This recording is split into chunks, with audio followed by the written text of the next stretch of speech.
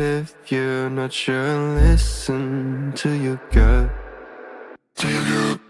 The right path might come when the time is right. Take your own method, looking for the one who's trying to be perfect, yeah. You will try to match it, don't be sad if you don't make it up. You hope for wonders, living life means making blunders. It can make you shatter, you will try to fight the thunder. Trust me no matter what happens, because I will stay by your side in your heart. Whatever happens, remember that you can do anything you want. You can do anything you want.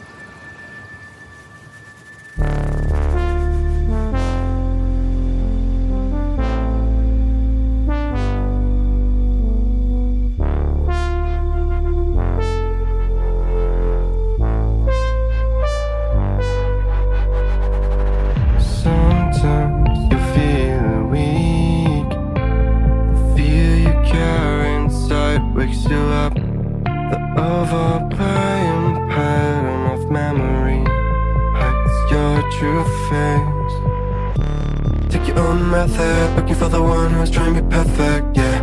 You will try to match it, don't be sad if you don't make it up. You hope for wonders, living life means making blunders. It can make you shatter, you will try to fight the thunder. Trust me no matter what happens, because I will stay by your side in your heart. Whatever happens, remember that you can do anything you want.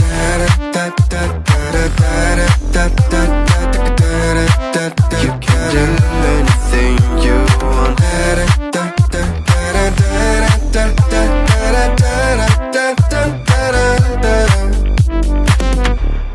Follow the light if you're not sure. Listen to your gut. The right path might come when the time is right. Take your own method, looking for the one who's trying to be perfect, yeah. You will try to match it, don't be sad if you don't make it up. You hope for wonders, living life means making blunders. It can make you shatter, you will try to fight the thunder. Trust me no matter what happens, because I will stay by your side in your heart. Whatever happens, remember that you can do anything you want.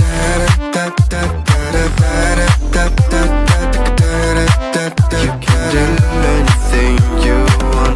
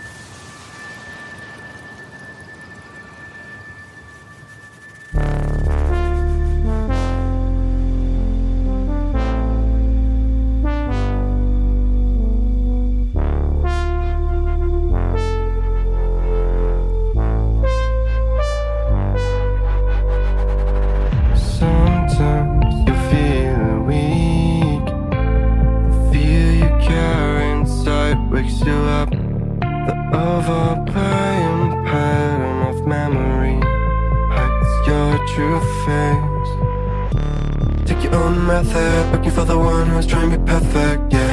You will try to match it, don't be sad if you don't make it. You hope for wonders, living life means making blunders. It can make you shatter, you will try to fight the thunder. Trust me no matter what happens, because I will stay by your side in your heart. Whatever happens, remember that you can do anything you want.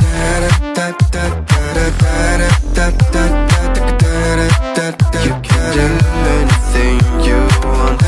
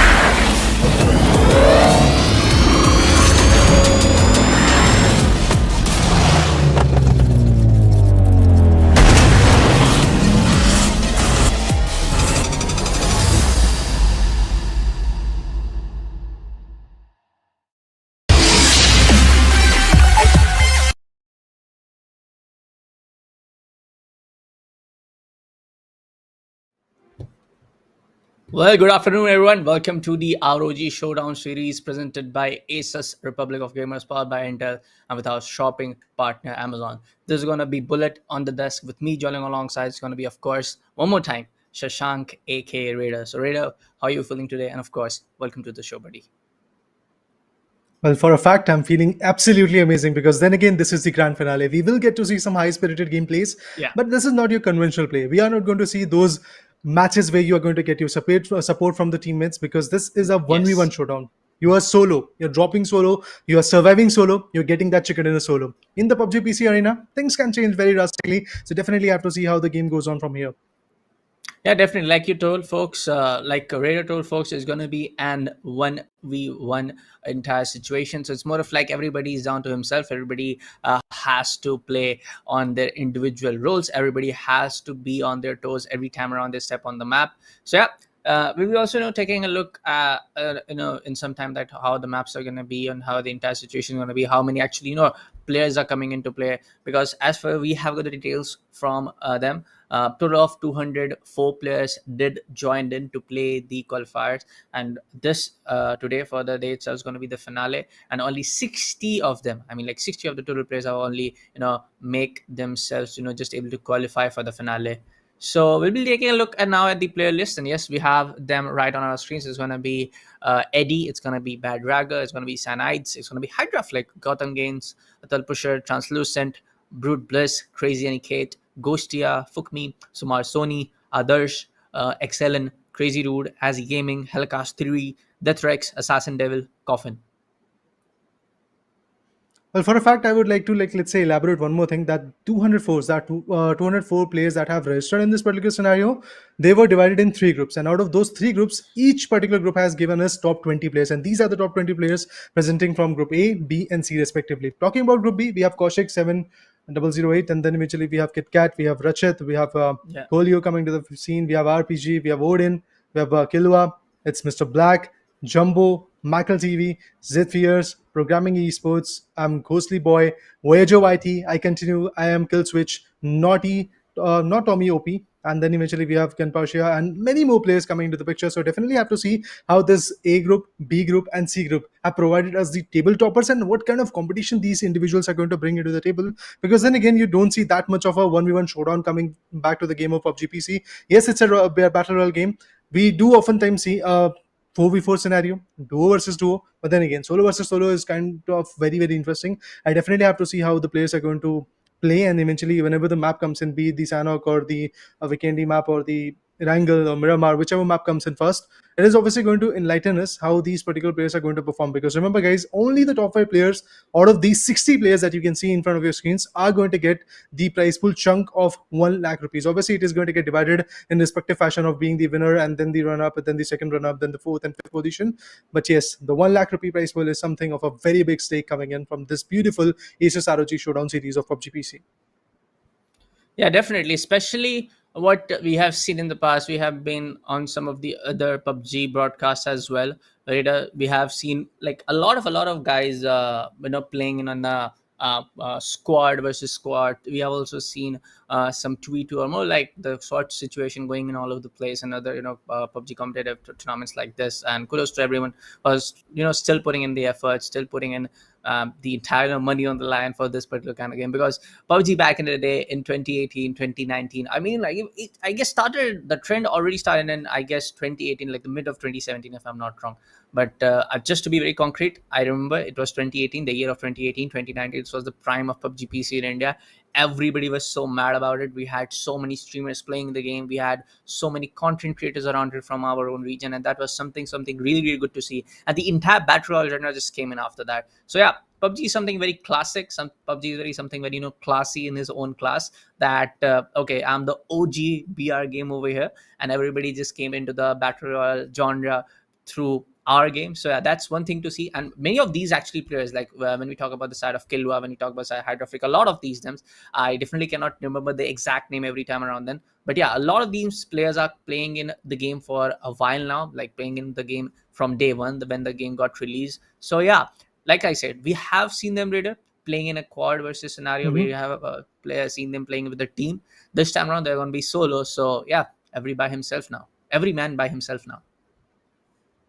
It's going to be a big challenge, but there is something that is going to be easy for you. That is the description. You can check out the newer lineup of gadgets coming in from ASUS ROG, the laptops that are there, Yeah. the newer launches that are there, and eventually our shopping partner Amazon is just going to make the job a little bit more easier. You can go ahead and search your favorite laptops from ASUS ROG and then eventually buy according to your preference. Yes, there are going to be many more facilities coming in from Amazon's perspective as well. So make sure to check out the links that are giving in the description and also the link that is pretty much pinned in the chat section. But yeah, coming back to the game, yes, definitely the stakes are very, very high. We have a price pool of 1 lakh rupees. I'm emphasizing that term once again because, again, these are the stakes. And there is just one day of the grand finale. There are just 5 amazing matches that are going to happen. And out of these 5 matches, every now and then in every individual map, you are going to see these 60 faces, these 60 players to be precise, and they're going to play, they're going to put their 110% so that they can be in the top 5, because at the end of the day, whoever is in the top 5 positions is obviously going to get granted with the chunks of that 1 lakh rupees, which is the total prize pool of this event.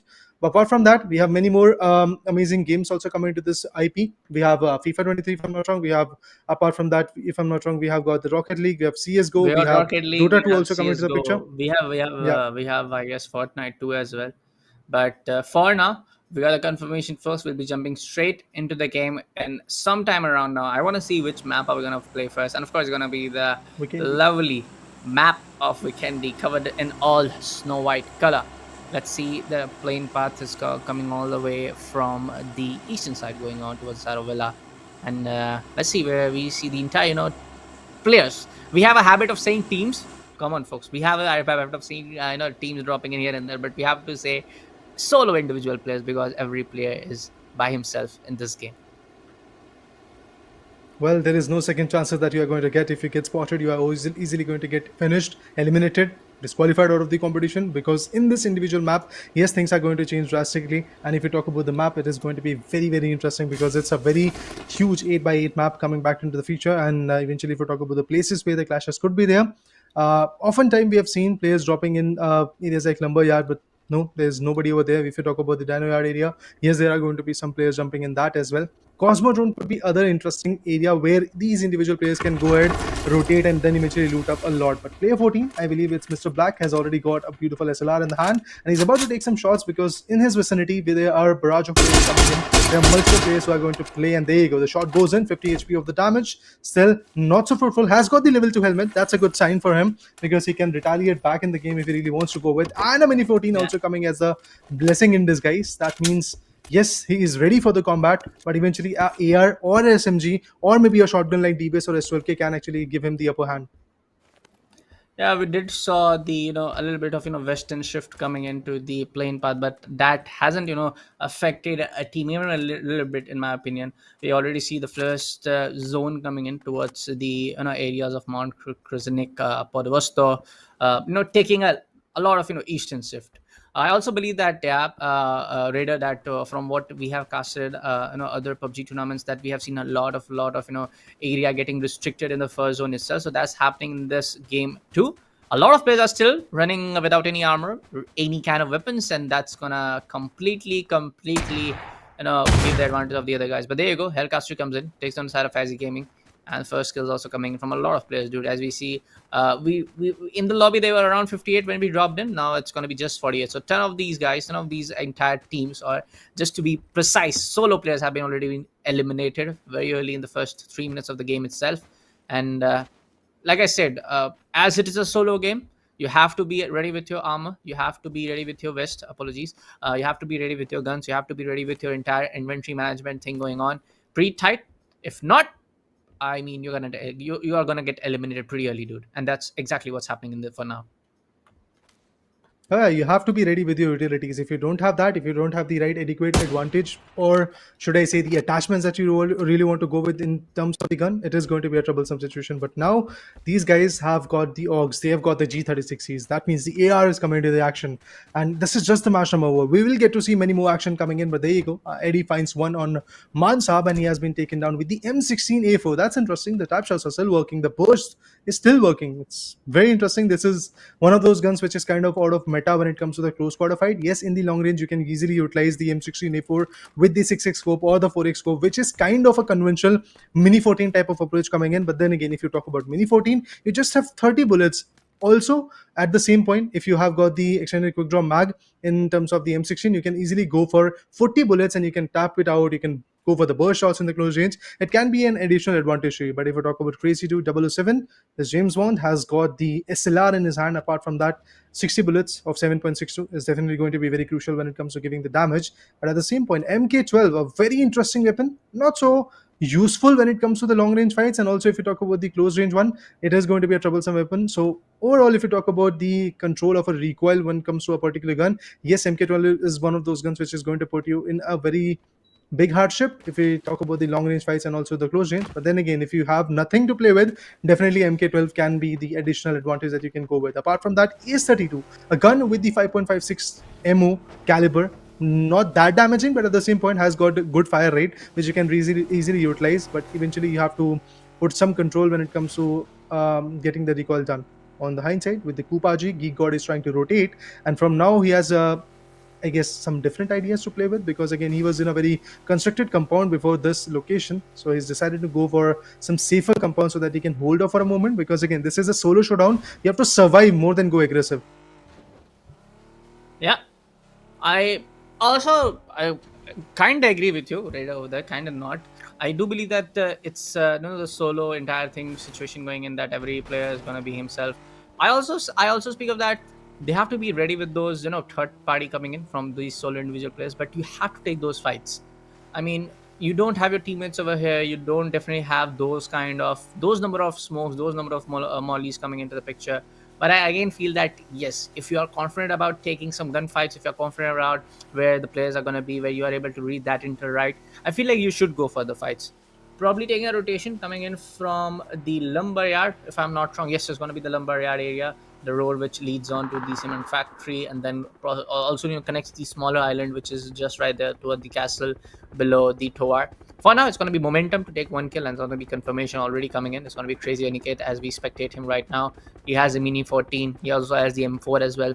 Possibly he doesn't have any Molotov right now. He has 2 smokes, 3 nades. Definitely can use a 6 attach Mini 14. And when you talk about Mini 14, a while back only, I believe that just a month before, we were on desk for a tournament, and people were going crazy. I mean, like, players were going crazy with those sniper rifles and marksman rifles. So I do expect again those kind of players from a lot of players, because I see Kilwa over here, I see Hyraflick over here. A lot of these same players were in that particular tournament, and they are the active players in our own PUBG Indian region. So I do believe that yes, they were going to be going in for same kind of long range gunfights, that if they spot someone, they're going to take shots. They're going to be a little bit very cautious that they are solo right now. They don't have any someone to revive. If you are going down and taking a lot of damage, you don't have any guns to cover, you don't have any hands to cover you. So they have to be pretty I would say cautious, very extremely. They have to be very extremely careful on how they take smaller decisions. Even if you fire a single bullet anywhere around, just lurk someone into your area, that bullet fires, that gunfire sound is definitely gonna give away your position. For now, I don't know what Gotham Games is trying to do over here. Pro Gaming Esports. I guess he's practicing his. I don't know what to say right now, dude. Take the shot, please. But for now, he won't take the shot, and just gonna wait where the other guy is coming in from his backhand. Is going to be one guy possibly taking a rotation from the vehicle, but there's a fight going on between the side of the chest and Brute Beast. He has a shotgun in his hand. Go for a 66 damage coming in, and there you go. Second one, barely surviving on 1 pixel HP, and there's going to be Brute Beast finishing up with the shotgun DPS. Alright, we have already seen quite a few amazing fights come into the picture, but the reason why this guy is not shooting, because remember guys, once again, the meta of sniper has gone down a lot. Again, the DMRs are very useful because you can trace the player down while giving those tap shots and also damaging out the player. But then it comes down to guns like Mosin. Yes, it utilizes the ammo of 7.62, but then again, the damage is not that much when we compare it to guns like OM or Linux AMR or some other guns like that, which are kind of, let's say, beast when it comes to aiming and also shooting down the players on the head. And obviously, tracing down the player is going to be a bit difficult, because then if you shoot a bullet, yes, you have to go for that bolt action. You have to reload the gun, then eventually go for the shot. Meanwhile, the player is already going to shift his location and then eventually shoot you down. But there you go, some good approaches coming to the picture. There were some interesting shots coming in through the SLR. We have Hawk Hades, who is also trying to be very very aggressive, but let's see how far he is going to go, because again there are going to be multiple casualties coming in pretty soon, because this is the time where the first play zone is going to shrink, where the first phase is going to shrink down, and after that obviously the proximity of these individual players are going to increase, they're going to go closer to each other, which is again going to in turn result in a lot of fights. Now Tommy Opiki, if you talk about him, yes, there is a possibility that he's going to go for some shots, but Hydra Flick, one of our beloved, has got a beautiful kill on Soma Boy, so that's interesting. With the AKM, he was able to get it done. But moving forward, I would love to see how far he can actually establish the dominance with the Ace-32 again. I have to coin in the term, the recoil is quite high, but this guy was able to manage it out, and not Tommy OP is not going to be OP anymore in this first match. But yes, there are 4 more matches to put him on the top of the leaderboard once again. Yep. Let's see what goes around, dude, if it's going to come around or not. But there you go, Ghostly Boy taking a shot towards Sav Giga. Is going to get a confirmation with a headshot coming in. But we also see shots being taken from the side of Pro Gaming Esports, finally towards the same guy, where he was, tracing his aim left, right, and center. Some shots are also being taken from the side of Gotham Games for now. But Gaming Esports on the other side trying to find some ammo, I believe, because we can see there's going to be just 42 on the extra mag over there. Hades goes down from the side of Unforgiven. Boy, I wasn't expecting Hades to go out so early. It's going to be just 10 minutes inside the game. I really want to take a look at the zone, how it's going to shift, how it's going to not, because we saw a really big western shift coming in, going in the entire zone play area, going in towards the side of Cement Factory, Castle, Podovosto. For now, we see the side of Eddie holding this particular angle over here, trying to just be vigilant for trying to be just a bit cautious and vigilant, trying to hold this angle on stairs, because he knows for a fact that we can see on the minimap over there we have 2 of the players right in the same vicinity, so it's going to be really careful. Oh, look at how many players are still outside, dude. Crazy Aniket, Zeno, Brute players, there are more than 20 players, I mean like around 10 players for sure. But Pro Gaming Esports going to get eliminated from the side of Ghostly Boy. I do remember this guy, dude, from other tournaments as well. I do remember. I guess he used to play in the squad of Havoc, or maybe into the team of Killua in our in PUBG scene, in Indian PUBG PC circuit. So yeah, seeing him again going in for these kind of gunfight, just barging in, taking some shots here and there, confirming the kill. It's pretty good to see that whoever players have pretty much considered with their performance, pretty much confidence with their own over their gunplay and gun game, they're still going in and doing a lot of damage and getting those kills. It's going to be very interesting, because then again it all falls down, it all trickles down to how the players are going to take the control of the play zone. We have seen quite a few players outside the circle which are already taking the damage of the blue zone, and it is obviously going to affect their spirits. And also, if you talk about the rotations, it's going to be a bit more challenging, because then again, this is the map which is covered by snow, but it is kind of a conventional Miramar where you have longer rotations coming in, and you have not a lot of covers to play with. You have boulders. When you compare this map to Miramar, yes, there are certain changes when it comes to the compounds as well, when it comes to the covers as well, but it's kind of one of those maps where the rotation is actually a longer one. It's going to be a very tricky one, and obviously you don't get that many vehicles also in this particular map, so obviously it all falls down to how you are going to time your rotations. When it comes to the ghillie suits, yes, Kostia has got it, so I believe this white ghillie suit can be very very advantageous for him. But Ghost Boy is not going to stop with the mouse in the cart. He finds another shot on Adarsh 007, and he gets taken down. As we said initially, there is no backup, there is no second chances. If you go down, you're out of the equation, and that's exactly what is happening to the players. So I feel challenges will be rising once again. And if we can see, guys, the phase 2 is already shrinking. In about 1 minute or so, you are going to see the third play zone, which is again going to be a southern eastern zone. To be honest, southern eastern zone could be very very challenging, because then again the water body is there, which is obviously going to eliminate the perspective of controlling that part, because you can't really play into the water bodies, you can't really perform in the water body, you can not shoot anyone. And if you are using the PG-117, which are the boats in this game, if you are going with that, obviously that boat can be busted out with just 40 good bullets of the M416, so it's pretty challenging. But look at this M24, one of the best guns that you can get when it comes to the sniper action. Yeah, when we compare these guns to the drop guns, obviously things are going to be different. But yeah, the conventional weapons, in terms of that, I believe M24 is a good choice that you can really go with. But I guess pairing it with the 4x, 6x, or 8x is going to be a much more fruitful thing as compared to the 3x. But then again, I feel he has got just the scope that he has right now. Apart from that, we see multiple shots on the Urus as well. There are multiple tags going on. And there you go. Unforgiven find. Nice one. Yes, it was a very interesting shot coming in a moving vehicle. This guy gets a headshot. What more do you ask from him? Definitely, the guy names tells a lot about his players. Definitely not gonna give any mercy to the players, whether you be in whether you is camera shift. But oh, Eddie was holding that angle for far too long from what we saw from the last time. Caution goes on, gets eliminated, and now it's going to be just 29 players remaining. We're already with the 30 minutes into the game. I do believe that the match to max we see this map going around is gonna be 37 minutes. It's just gonna be a prediction from my side, but let's see. It's gonna be the side of Hydra Flick roaming around here and there towards the areas of I guess it's gonna be the area of Tovar, connecting the line towards the castle region. Let me just see on the mini map, folks. Yeah, it's gonna be the area of Podavosta. Apologies for that. Trying to take a rotation towards the side of Tovar. Maybe trying to go towards the mini island of Castle. But let's see, there's going to be a lot of there. But hey, Rachit Panwar is just right towards his northern angle. And maybe they can stop their vehicles and take some shots. But there you go, Ghosty Boy coming up. And Jojo Zhao also goes down. He's on a roll right now, dude. P90 coming into the play. And boy, oh boy, he has taken the advantage of the drops coming in. Definitely. And he's now the kill, the guy with the maximum amount of kills in this particular map. Yeah, he's the kill leader. He has got 5 amazing kills, and that is actually a statement that he can make. But then again, I would like to say once again, this is a game where you have to go for the survival rather than going aggressive. Yes, you can be aggressive, but at the same point, you have to remember that there is no backups. So I feel, this is my prediction, guys. I might go wrong, but I am 99% certain that Ghosty Boy is not going to take the chicken dinner. Because again, he's aggressive. Okay. If he is going to maintain this spirit, obviously he's going to get taken down because there are multiple guns which are going to aim onto him. Because you get more and more visible. In the last few zones, if you are aggressive, yes, you are going to get more and more visible. So my prediction is, if he goes aggressive like this in the later zones as well, obviously he's not going to have the chicken dinner. That is my 99% prediction. But let's see what happens in the end. Maybe he's going to adapt along with the way. Maybe he's going to surpass and suppress his urge of getting those many kills and being that visible. Then things might change. But for now, KitKat with the Moss in the guard is also trying to be very, very aggressive. I'm surprised to see Car 98 not being preferred that much, or maybe this guy has not even got the chance to pick up a Car 98. Has got the AUG A3, which is actually a very good weapon when it comes to the close range and also the mid range. Utilizes the 5.56 ammo, which is again a very good thing. But it's Mr. Black is also trying to duck down a lot of shots that are coming from this area. But remember, guys, that it's Mr. Black is actually outside the circle, and as we can see, a very good headshot went in, connected on the head of Mr. Black.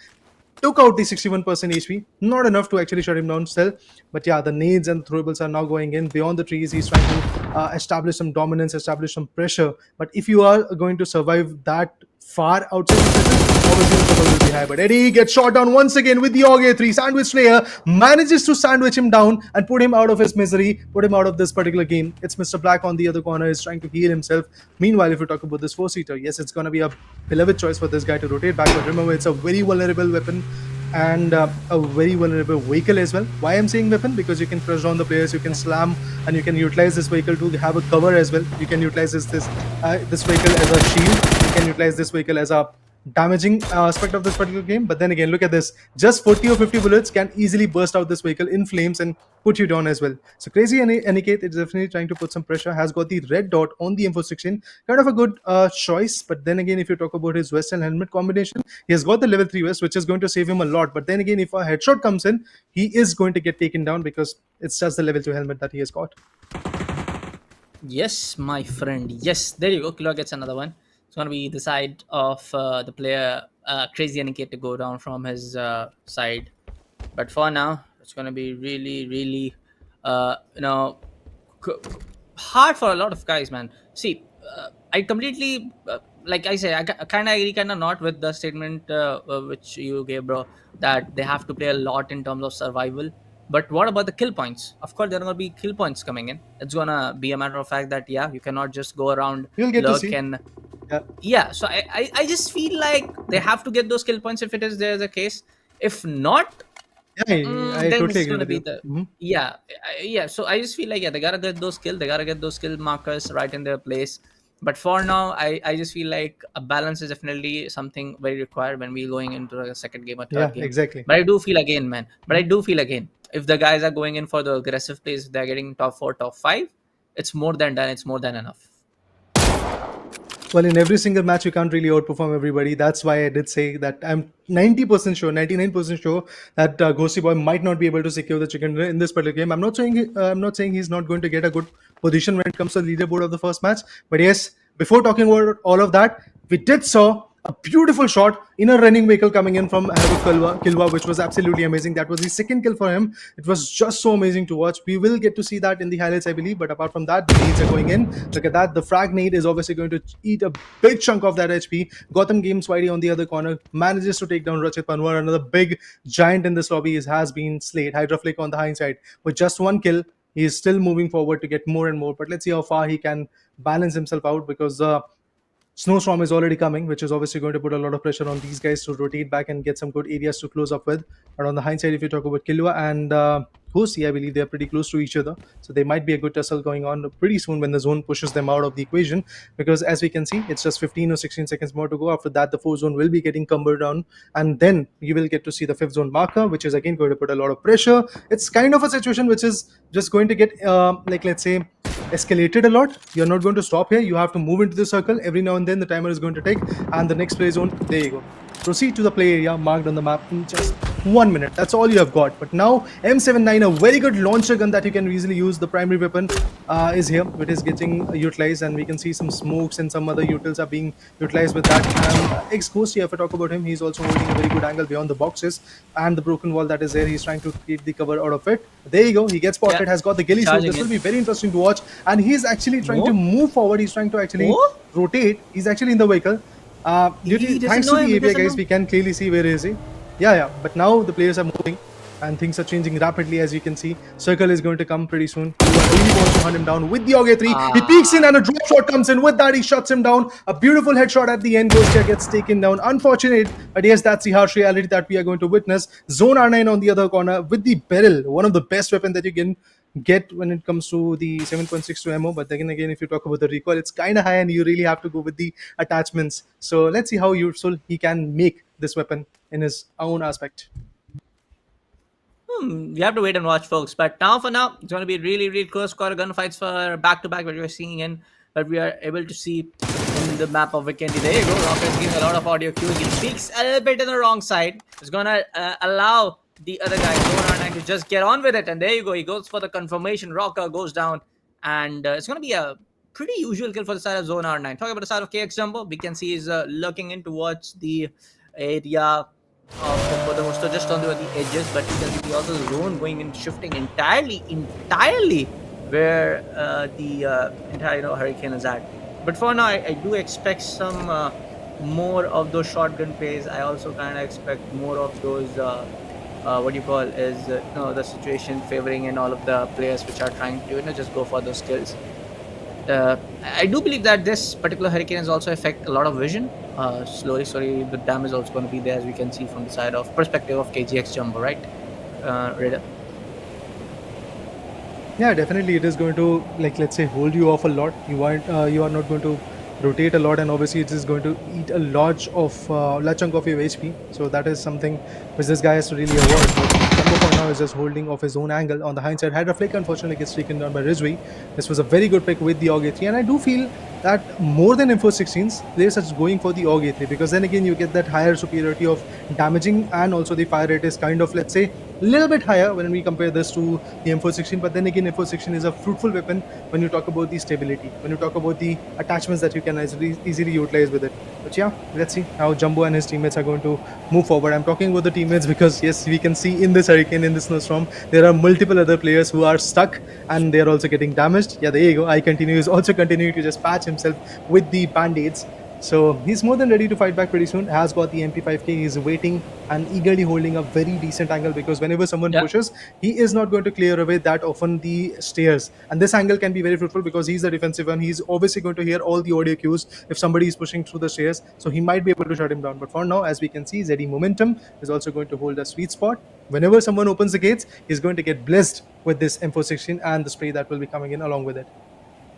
I definitely like it where you say it's gonna get blessed. It's more like it's gonna get just popped off from the guy. But take a look how the entire effect is, not enabling these players to just get a clear vision where the people is gonna be. So they gotta rely on a lot of audio cues. They gotta rely on a lot of things on their audio side of things. But for now, it's going to be the side of ROG taking a slow rotation towards the player number 26. That's going to be the side of Zor R9. I do believe Zor 9 doesn't have a clear shot on this clear line. Fauna is going to getting spotted. New exchange of bullets. Gonna be very low on HP. Almost taken out, but oh, just on the other kill on the other side. But there you go. 5 kills. Oh boy. Zone 9 got shut down from side of Rizvi. I was not expecting that. He does also have the M79. Talking about the other side, it's gonna be Muni. I mean, like from the clan of Muni, it's gonna be the side of It's Me Black. Take one more kill. And now just 9 last players remaining for this map of Vikendi. We are already towards the side of phase 6. I do believe that we might be able to see phase 7 also taking a huge shift. But yeah, entire map just shifted on towards our Cosmodrome. Apologies for that, folks. I was naming the wrong POI, but this has completely shifted towards the upper northern regions of the Vikendi map. And with that, obviously, the challenge is going to increase, because then again, you are not going to get a lot of roads to travel along with. And obviously, if you're choosing some vehicles to rotate in this vicinity, you're going to get easily spotted. That information queue, or should I say audio Yeah. queue, will be released, and every other player is going to just get an idea of where you are. If we talk about PG Tabahi, he's also trying to move and get some good job done. Yes, he has passed himself with the first aid, which is good. And apart from that, he has got that 30% of a booster. Or usually you get 40% with the energy ring, but then again, the booster is obviously going to decline by the time you move into the circle. If you talk about Rizvi coming very close to another player, let's see how Rizvi and Sahabji is going to perform against each other. They have got Rizvi. Apart from that, yes, he spotted the player indeed. There you go. The sprays are very precise. The player who hunted down biggest of the giants in this match, he is still going ham. And with the VSS, I'm surprised to see this gun still being into the play, because VSS is a very sneaky weapon. You can't even hear from which angle the shots are coming in, because it's a suppressed weapon. It's a weapon where you get 20 bullets if you are using the extended quick draw mag, or if you're not utilizing it, you get just 10 bullets in your favor. So utilizing those 10 or 20 bullets, whichever you have got, at the same time not missing it, because the recoil is kind of high, you have to be very, very precise. And with that, I believe that guy was able to do a fluent job of taking down a player with the VSS in this kind of zone. This is the 7th circle which is going to come. It's going to be a tough one, but Rizvi is still surviving with 6 kills. He is one of the top fragger of this lobby, and that's why, see, the only reason why he's the top fragger and he's still surviving in the game is that he is hunting down those who are trying to hunt him down. He's not trying to be aggressive, and I can clearly see in this whole lobby of 7 or 8 players which are surviving in the game, no one is known as I'm Ghosty Boy. Again, the reason is same. Yes, this game is very, very good when you are trying to be aggressive. As an audience, we love to see those aggression plays, and also when it comes to the leaderboard, you have to maintain some kind of synergy, some kind of responsibility and equality in terms of the placement points and also the kill points. It's good. He had already secured 5 or 6 kills in his favor, but then he had to go a little bit more passive. He decided to go aggressive, and the cost is in front of us. Kilwa decided to go aggressive. His cost is still there. He's still trying to hold the game, but eventually, if I talk about Hydroflake, he got down. McElwhitey, he's also out of the equation. Multiple players like this are going to obviously get challenged. But if I talk about Crazy Dude, he has got the VSS. Yes, I would love to see how he's going to play in the later circles. Has got the height advantage. He's in the rooftop, or should I say the ceiling of this beautiful double-story compound. Can easily utilize a lot of angles to it, but then again, this is a compounded area where the 7th, 8th, and 9th circle is going to be. That's why you don't really have that kind of open space where you can easily pan out with the 4x scope, which is appointed on the VSS, and get the whole idea.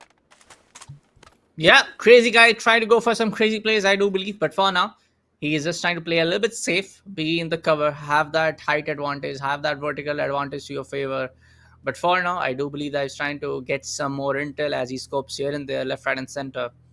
For now, like most of the compounds have already been occupied by the player itself. You can see some is holding down inside the house, some inside the crater, some inside some of these stranded vehicles here and there. But for now, the line of sight is definitely very much visible to the crazy dude over there, to watch the guy Tabahi, PG Tabahi over there.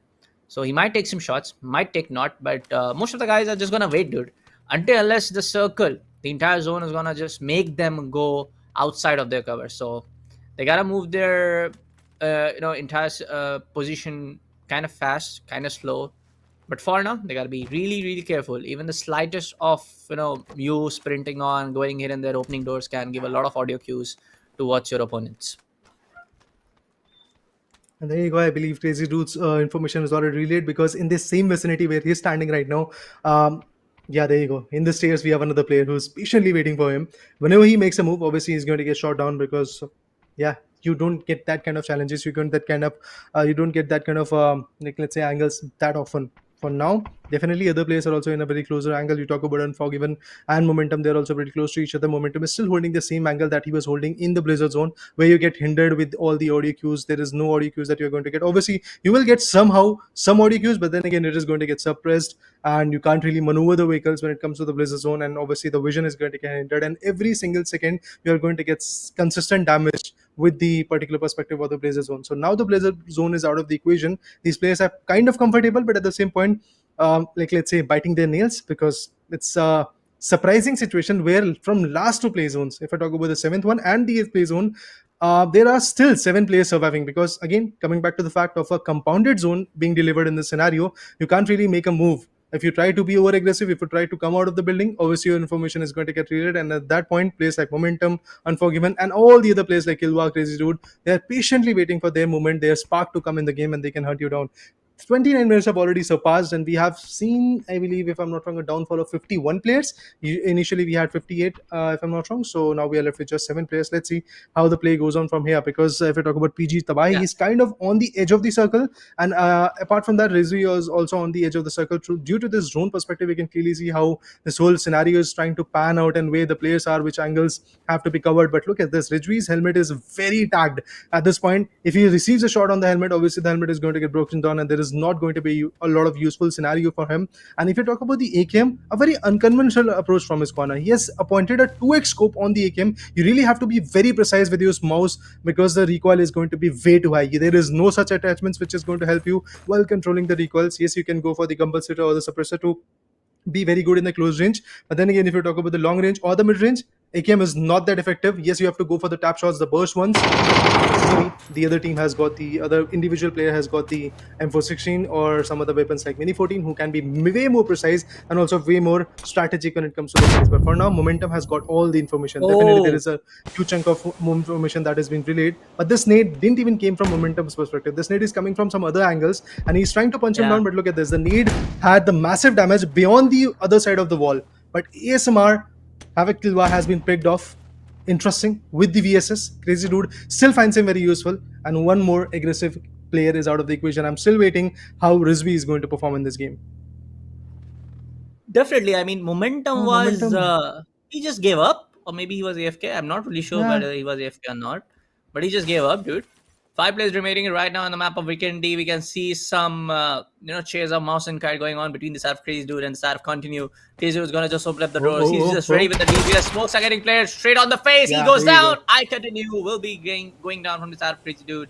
A good overall play coming in from the side of Crazy Dude. No, no. I mean, shots being taken. No wrong shots being taken, that you wanna just give up your location, your intel pretty quickly.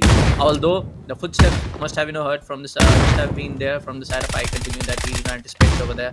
But for now, a lot of nades are being used. We see one of the smokes also being used from the opponent guy. But Unforgiven takes a nade towards the side of Tabai. Tabai goes down. Last 3 players remaining now, folks. I guess Crazy Dude do have an intel that's gonna be one guy towards his western side. Let's see. Ooh, that was a good nade coming in. Obviously, a huge chunk of damage has been delivered. Now he's going to go for the first seconds and the adrenaline syringe that he has got in his backpack. But Crazy Dude unfortunately gets taken down by Unforgiven with a very beautiful usage of Molotov cocktail.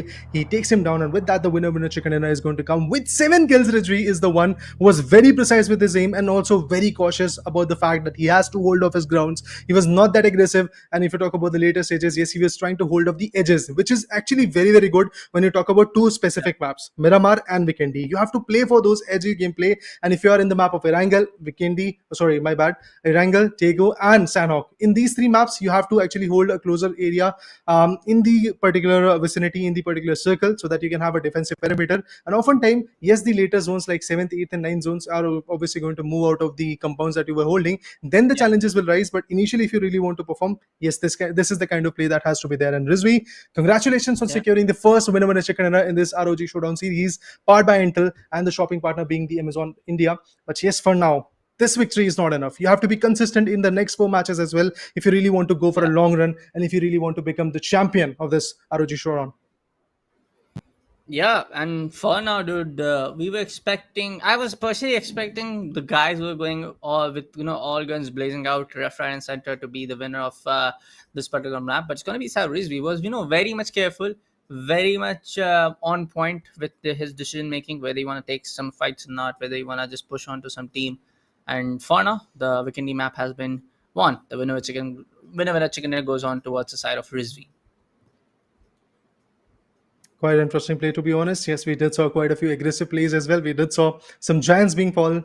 And initially, if we talk about those pinpoint precise shots, we had seen, if I'm not wrong, two good plays of a moving vehicle and eventually the player getting taken down. If you talk about Killua, he was able to take the player down with the Mosin Nagat. Not a very useful weapon, but then again, Killua is a guy who can make everything useful, be it a R1895, which is not a very good weapon, to be honest, in this game. Apart from that, if we talk about that SKS play that came in, it was also very, very amazing. The tap shots went in and he was very fluent with it, was able to track down the player in this beautiful snowy map of Vikendi, and that's how the first map is going to wrap up. It was a very interesting map, guys, to be honest. We did saw a lot of ups and downs in this game. Initially, yes, there were some clashes in the mid areas. The game actually had a halt because then again the players were not close to each other, and also we know it's a 1v1 showdown, it's a solo versus solo type of game. So players are going to hide, players are going to hold, players are going to survive a lot, because BGMI or PUBG or PUBG PC, every single game that this particular franchise has got is a survival based gameplay. You have to survive a lot rather than going aggressive. But yes, when it comes to a competitive scenario, you have to be very precise with your aim as well, because then again that consistency of having the kill points and the position is actually very, very good. But for now, Bullet, I guess we are going to take a short break and then we'll be back to see what happens in the next match, which will be Taego.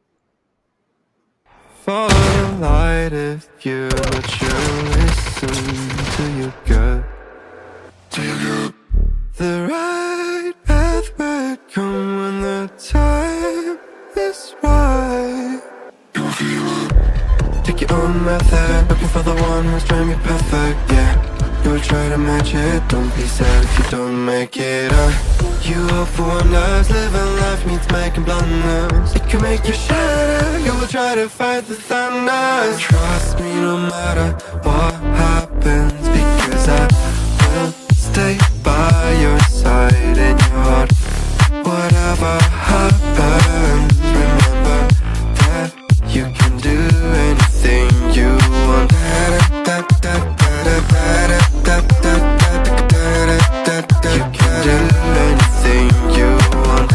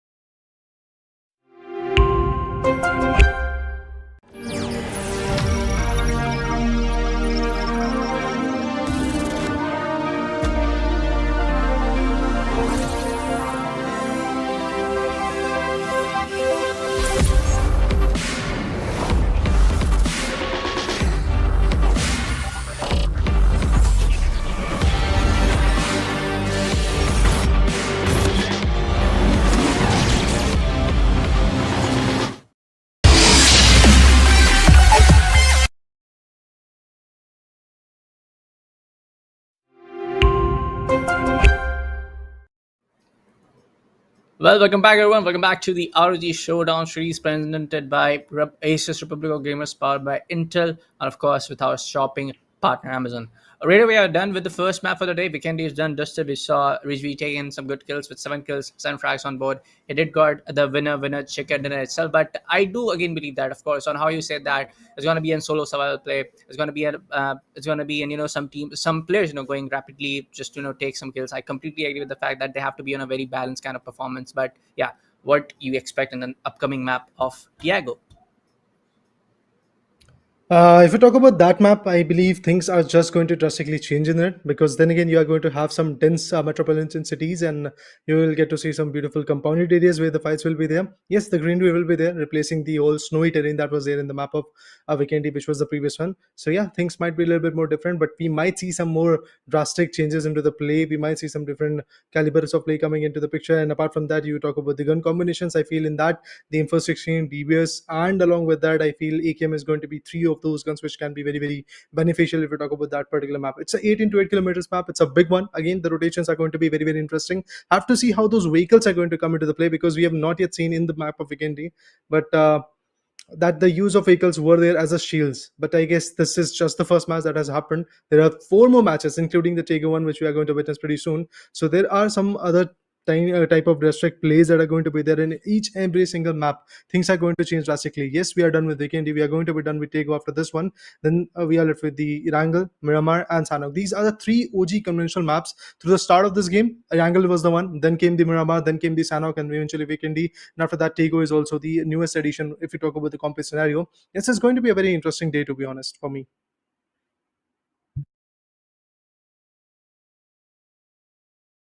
It's gonna be a more of like interesting day for all the players. Yeah, of course, it's gonna be an interesting day for us as caster as well. You said that's gonna be an interesting day. But it's more of like we are seeing the map of Taego, Vikendi coming in early, and then we have the map of Miramar, Sanhok, and of course the classic Erangel coming in later on today. So that's one thing that where I'm excited to see the change of pace coming into the usual situation goes on around for the map schedules in the competitive scene of PUBG. So yeah, there's one thing to talk about that on how players is going to adapt to it. Of course, certain players like Rijvi, some certain players like Ghostly only were able to get some good kills.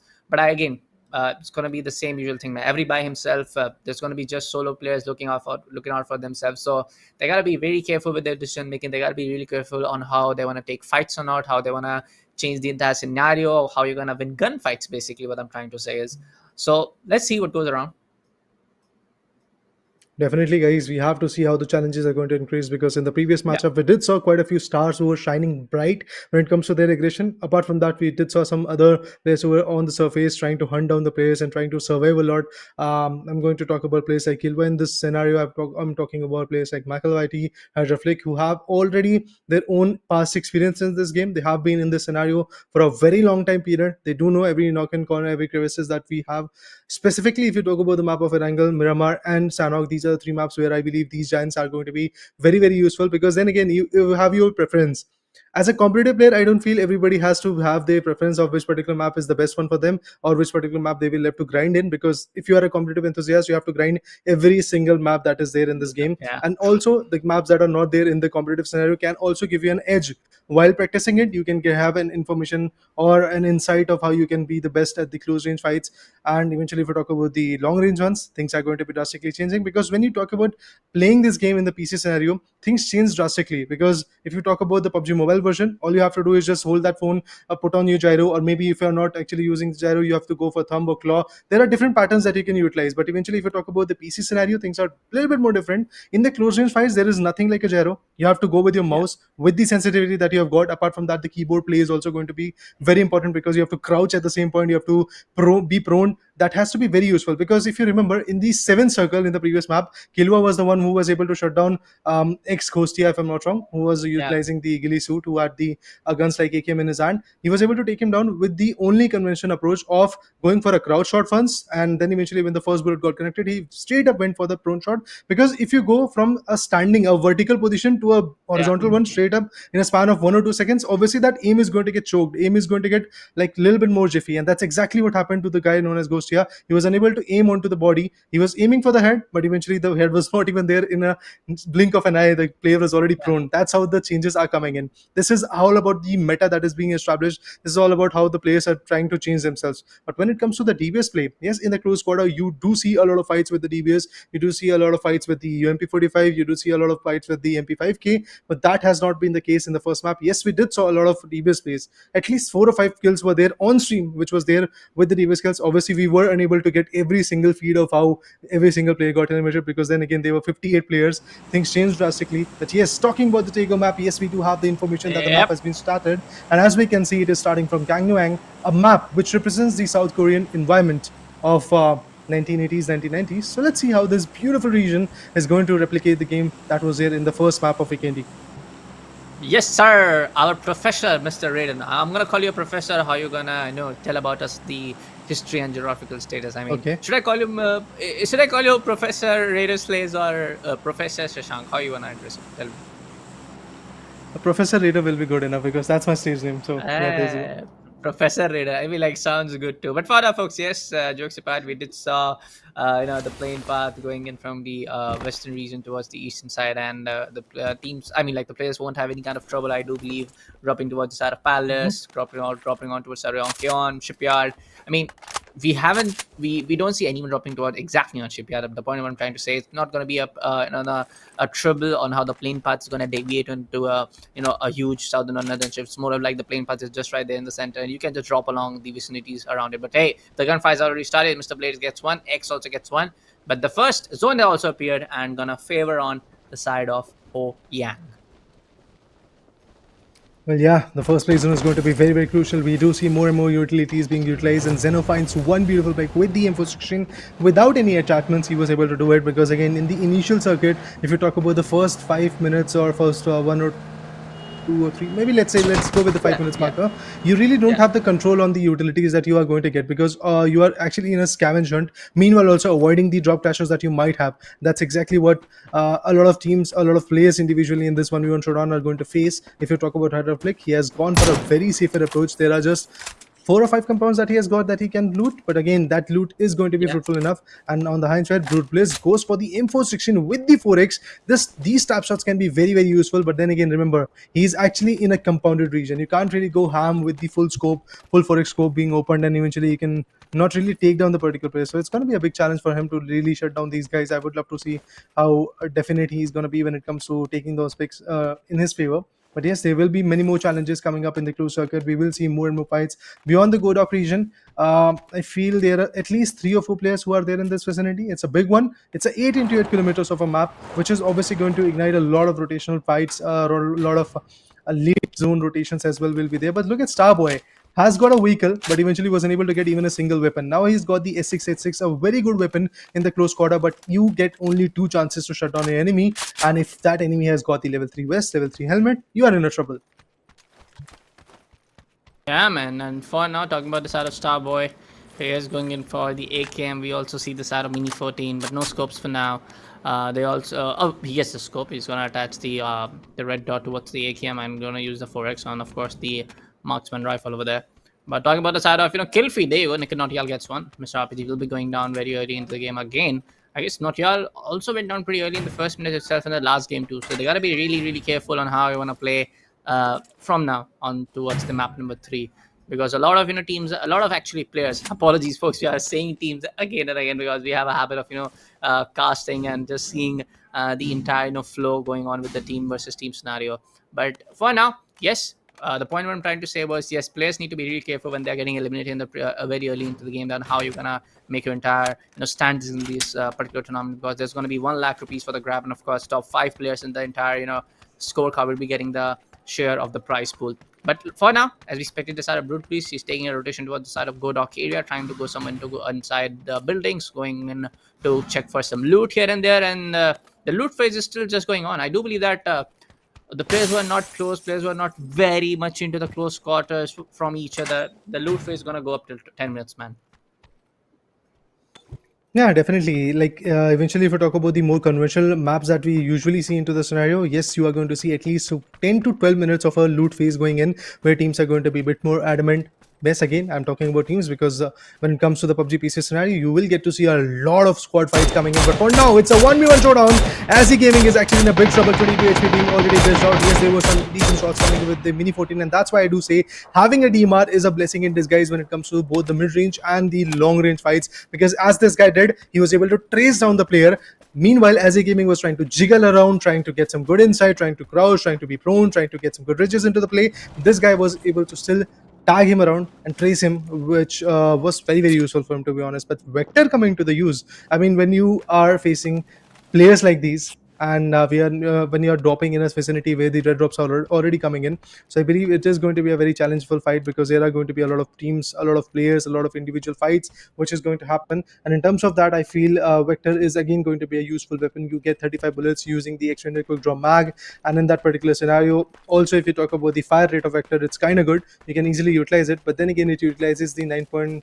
It utilizes the 9.9 mm, and which is not a very effective weapon. It is not a very effective ammo as well. It's not going to deal a lot of damage, but still I believe in the close quarter, when you have the higher fire rate, it can easily compensate in terms of that. But I continue, still survives, and Waits gets picked off. Zone R9 on the hindsight gets taken down by Gotham Games with a good frag nade pick. It's interesting to see how these people are utilizing the utilities as well, because we don't see that much often of an approach coming in with the utilities, because utilizing that utility do demand a very good information queue that you have. If you have those information in which corner your opponent is hiding, in which angle your opponent is peeking, you can easily shut him down. But oftentimes we do see utilities being wasted. But yeah, this time Gotham Games were definitely able to make it very useful. Yeah, man. Still, I would say it can go around towards anyone's favor, dude. Because on how the entire situation is looking on how players are able to roam around with the vehicles, on where we see some players actually going in for barging inside the compound, and still the loot phase is just going on for some of the players. But it's more of like we have to wait for the circle, for the interaction to begin. Because unless you're dropping in dropping very close to someone else's area, but there I was talking about gunfights, where you see one more guy from the side of Odin AB going down from his side, and talking about the side of Sumar Sony trying to go for just gonna park the vehicle outside this particular house, going in for some loot here and there. I guess he has a little bit of audio cue, because we see him ADSing towards the same angle, same side, where there's going to be one guy, crazy dude, running here and there. So yeah, we might see a gunfight coming in. We might see some shots being taken. But for now, we see the side of Hydra Flick taking some shots towards the guy of Koji Ajax, who's taking a rotation by using a vehicle over there. And at the same point, Kill Switch shuts down the switch of the other opponent. That's absolutely impressive. We are definitely looking forward to see how far this game is going to go, because when it comes to Hydra Flick has got the beautiful suppressed Mini 14 in his hand, along with a 6x scope. What more can we really ask from him? Yes, he's going to be the beast in the long range fights, but when it comes to the close quarter, I definitely have to see how that AKM is going to be a useful weapon for this giant. Hydra Flick, a name that you have to fear for, an experience that you have to really take in account for. But at the same point, if we talk about the other opponents, remember guys, in the recent times of PUBG PC, PUBG and PUBG Mobile, along with the BGMI, that is the Indian version, we have seen a lot of newer players, a lot of newer faces, a lot of newer talents, the undergods rising from the ashes, just like the phoenixes. And for that reason, I would love to say Hydra Flick is actually a very experienced player. But at the same point, if you talk about the opponents, you never know what they can do. You never know what kind of capability they have got. Talk about Rizvi. I know he's an experienced guy. That's why he was able to get those 7 frags. But then again, Hydra Flick was not expecting that angle to be delivered by Rizvi. And he was not expecting that somebody is going to come through that angle and shut him down. In the map of Taego, you do see the South Korean vicinities of the 1980s and 1990s, which is actually quite soothing. As you can see, it's a calm and composed mixture of metropolitan cities and at the same point rural areas, because yes, we have areas like Godog, we have other big areas. For example, if you talk about the shipyard, that is again going to be a notion of clarity that this is a metropolitan type of map. You have the airport coming in, you have the Kangnueng, we have the Ohang, and eventually Sonam is also going to be there. So there are many more places where I believe the contested fights can be there. But Hydra Flick now is in pressure, and for him has spotted him. He has already secured 1 kill. He's not going to hesitate to take 1 more. Has got the Dacia when it comes to the cover. It's a interesting vehicle that he can go for, but there you go. Even before the smokes could be useful for him, Hydra Flick decides to just go all ham and shuts down the vehicle tire, but there you go. Hydroflick still taking it. Hydroflick gets damaged a lot. Oh, he gets taken down. He is going to get picked up pretty soon because look at his HP. It's just 0 to 10%, to be honest. That's not a very huge amount of HP that he has got. And obviously, look at his helmet. Pretty red, pretty clear that he has been tagged a lot. Apart from that, his mini 14 is not working that much. Now he can easily go for a rotation, but obviously he can be spotted at the same point if we talk about Unforgiven. He is trying to trace where the player is, and the next play zone is also going to come in. So the game has already told us, proceed to the play area which has been marked for the next play zone. Moving forward, if we talk about some more angles, yes, Unforgiven is being spotted. Some more tap shots going in. Hydroflick not being that fruitful right now. Yes, he's getting pressurized a lot because maybe after this tussle, there are going to be few more players who are going to aim onto him. But Flick, as the name suggests, can come up with some very good flicks of his own. And I'm also patiently waiting for that moment when the flicks will be very, very good. He has got the level 3 vest, which is going to be very, very useful. But for now, as we can see, the shots are going in. Unforgiven holding a very sweet spot, and he's trying to play along with it. The player is going to rotate from the dummy truck. The instructor, to be precise, from the right angle. He gets spotted and indeed gets taken down. He can't really mess with Flick. When he performs, he's going to shut every individual down, and that's exactly what happened. Unforgiven has now been forgiven out of this lobby. He is out of his misery for this particular matchup because Hydroflick decided to go ham on him. Crazy Dude 007 on the other corner. In the previous matchup, he was also very, very effective, and in this one, he again wants to go ham with the SKS that he has got. Yes, sir. But for now, it's going to be side of a known player taking some shots towards the one guy, and he gets the kill as well. Talking about a South Star by going for an energy drink pop-up. And there's going to be one more guy actually marching him from the stairs, I believe. Yeah, there's going to be the stairs angle over there. But for now, we see the side of Kohli 101, if I'm taking the name right. And he gets the side of Starboy. Yeah. Apologies for that, folks. But the side of Ustad, he also gets the side of Starboy. I guess that was a misspell from my side over there. But talking about the side of Kohli 01, he knows for a fact that somebody just used up a smoke over here. Probably it was his own smoke only. But trying to just scout around here and there, scoping in, ADSing in here and there, trying to get some intel where the other guy's at. Talking about the side of Zeno, he gets one. Nikhil Nautiyal goes down. I mean, I guess Nikhil Nautiyal, there was someone else named Nautiyal also. We did saw him going down, so I do believe this is going to be the other guy coming into the picture. For now, we talk about the side of Kohli 01. He's having a MK12. He's having an AUG. He has 3 nades also in his favor. Talk about the side of we finally see a gunfight coming into the picture. Sumal Malsoni taking a fight towards the side of Sandwich Slayer. But for now, Sandwich is trying to go for the cover towards the boulder area over there. Al Pusher on the other side gets the side of Tabahi. Already down towards 12 on this particular game. 1x spray coming in from AUG. Not going to do a damage, but there you go. Is that an RPG or was that a melee from Ghostia to take down Crazy Dude? Impressive plays coming in from all of the top tier individuals, which we expected though. If you talk about Ghostia, yes, he was very effective in the previous matchup, but I was surprised to see Crazy Dude 007 going down that early because again, you have to be very consistent. Even if you have secured the previous chicken dinner or top 5 positions in your favor, you have to be consistent. But consistency is the key to success. That's what Hydroflick has got an indication on. And he finds another one after taking down Unforgiven. Now he goes ham on 0 horns. And he was able to take him down as well. Look at this, 2 frags for him. But now his vest and his helmet is actually going to answer him. Dude, please stop. Otherwise, we are going to go out of the equation. And you are also going to run out of the compromising angles that you are going to play with. But at the same point, if we talk about Sandwich Slayers, he's also trying to get an insight of where the drop could be dropping, because that red drop can actually give them the supply that these guys really want. And there you go, he spotted it, and he's going to actually mark it around. Oh, that's a player that is actually gliding with the parachute, my bad. So that's interesting. We will love to see how that play goes on from that corner, because again, the rotations are going to be very, very good. And if you talk about the MK12 play, Translucent finds Ustad. The boss, the giant, has been taken down by the MK12. It's pretty impressive to see how the fights are going on from here. And if you talk about third play zone, yes, it is going to get shrunken down in just 30 or so seconds that they have got. So in these seconds, things will be very, very challenging. It's more of like on how some of the top tier individuals, like I'm not saying like top tier individuals because they are content creators or YouTubers. It's more of like they are proving themselves playing the game too. We have seen Hydroflick playing a lot of tournaments. He represented our nation and international competitions as well. A gunfight going on between Desara Sumasoni. He's also taking damage. Was there a molly? I'm not really sure, but Tommy's taking a lot of damage though. Sorry, towards down with 50% HP. Sumasoni knows for a fact that if he can pop a grenade inside that small house, he can get that kill. Definitely, in the shacks, there is going to be a lot of pressure. I would love to see how in the shacks these controlled environments are going to come in and how the retaliation is going to be there. But look at that, the nade goes, and that nade can be very useful if he can really shut down the player. But on the hindsight, if you talk about the Groza pick, oh, it's interesting. There is no such suppressor, no extended quick draw max, I believe. Yes, he has got the extended mag.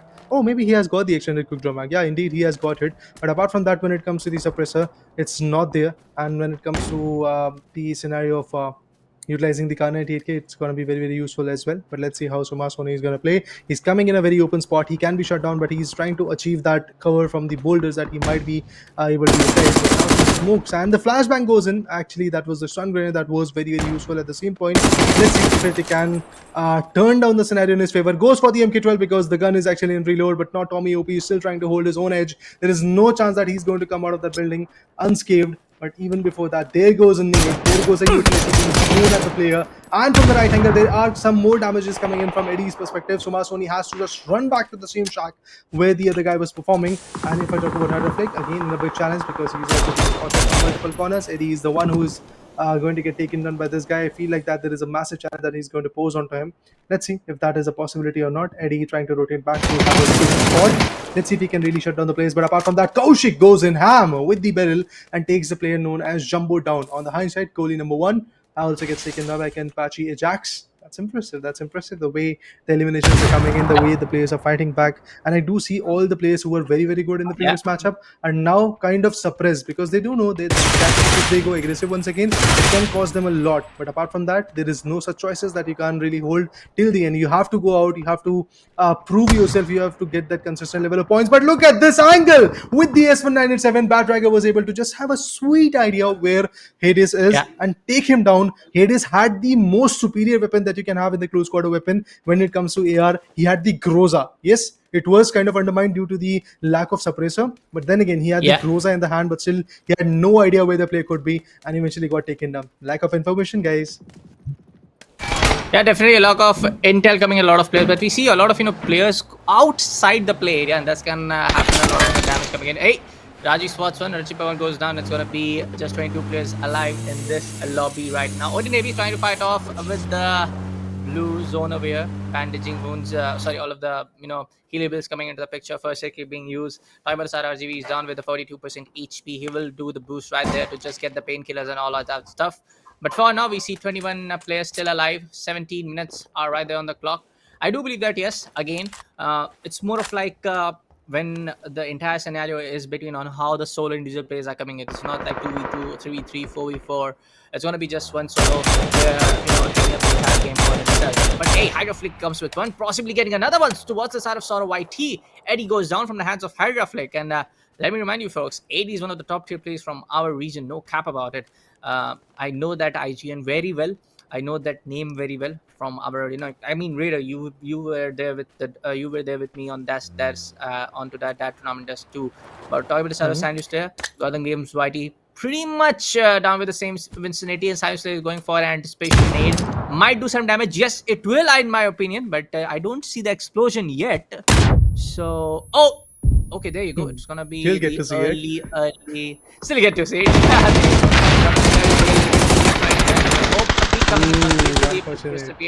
But hey, Coffin comes up with the third party and get the side of Gotham Games YT. In the end, there's a saying in our Hindi that two guys side is going to be the victory of the third one. That's what exactly happened. And it is the key to success in this particular scenario because third party is the best part that you can have because you are not going to be in an open scenario. You are not going to be one who is going to peek, who is actually going to get picked off. Yes, you will spot a player or two players or maybe a barrage of players who are trying to take some fights on each other, and there is no one who has an idea that you are actually hiding in a bush or you are actually holding a very decent spot, and you are going to take at least one or two players down from that scene. That's why I do say Coffin was actually very, very useful when it comes to the play. But Hydroflick, look at him, from the same shack he is able to get 2 or 3 frags, if I'm not wrong. Yeah, initially he had 2, now he has got 4. That means he is actually going ham. But trust me, not having the helmet and the vest, it can be very, very risky from Hydroflick.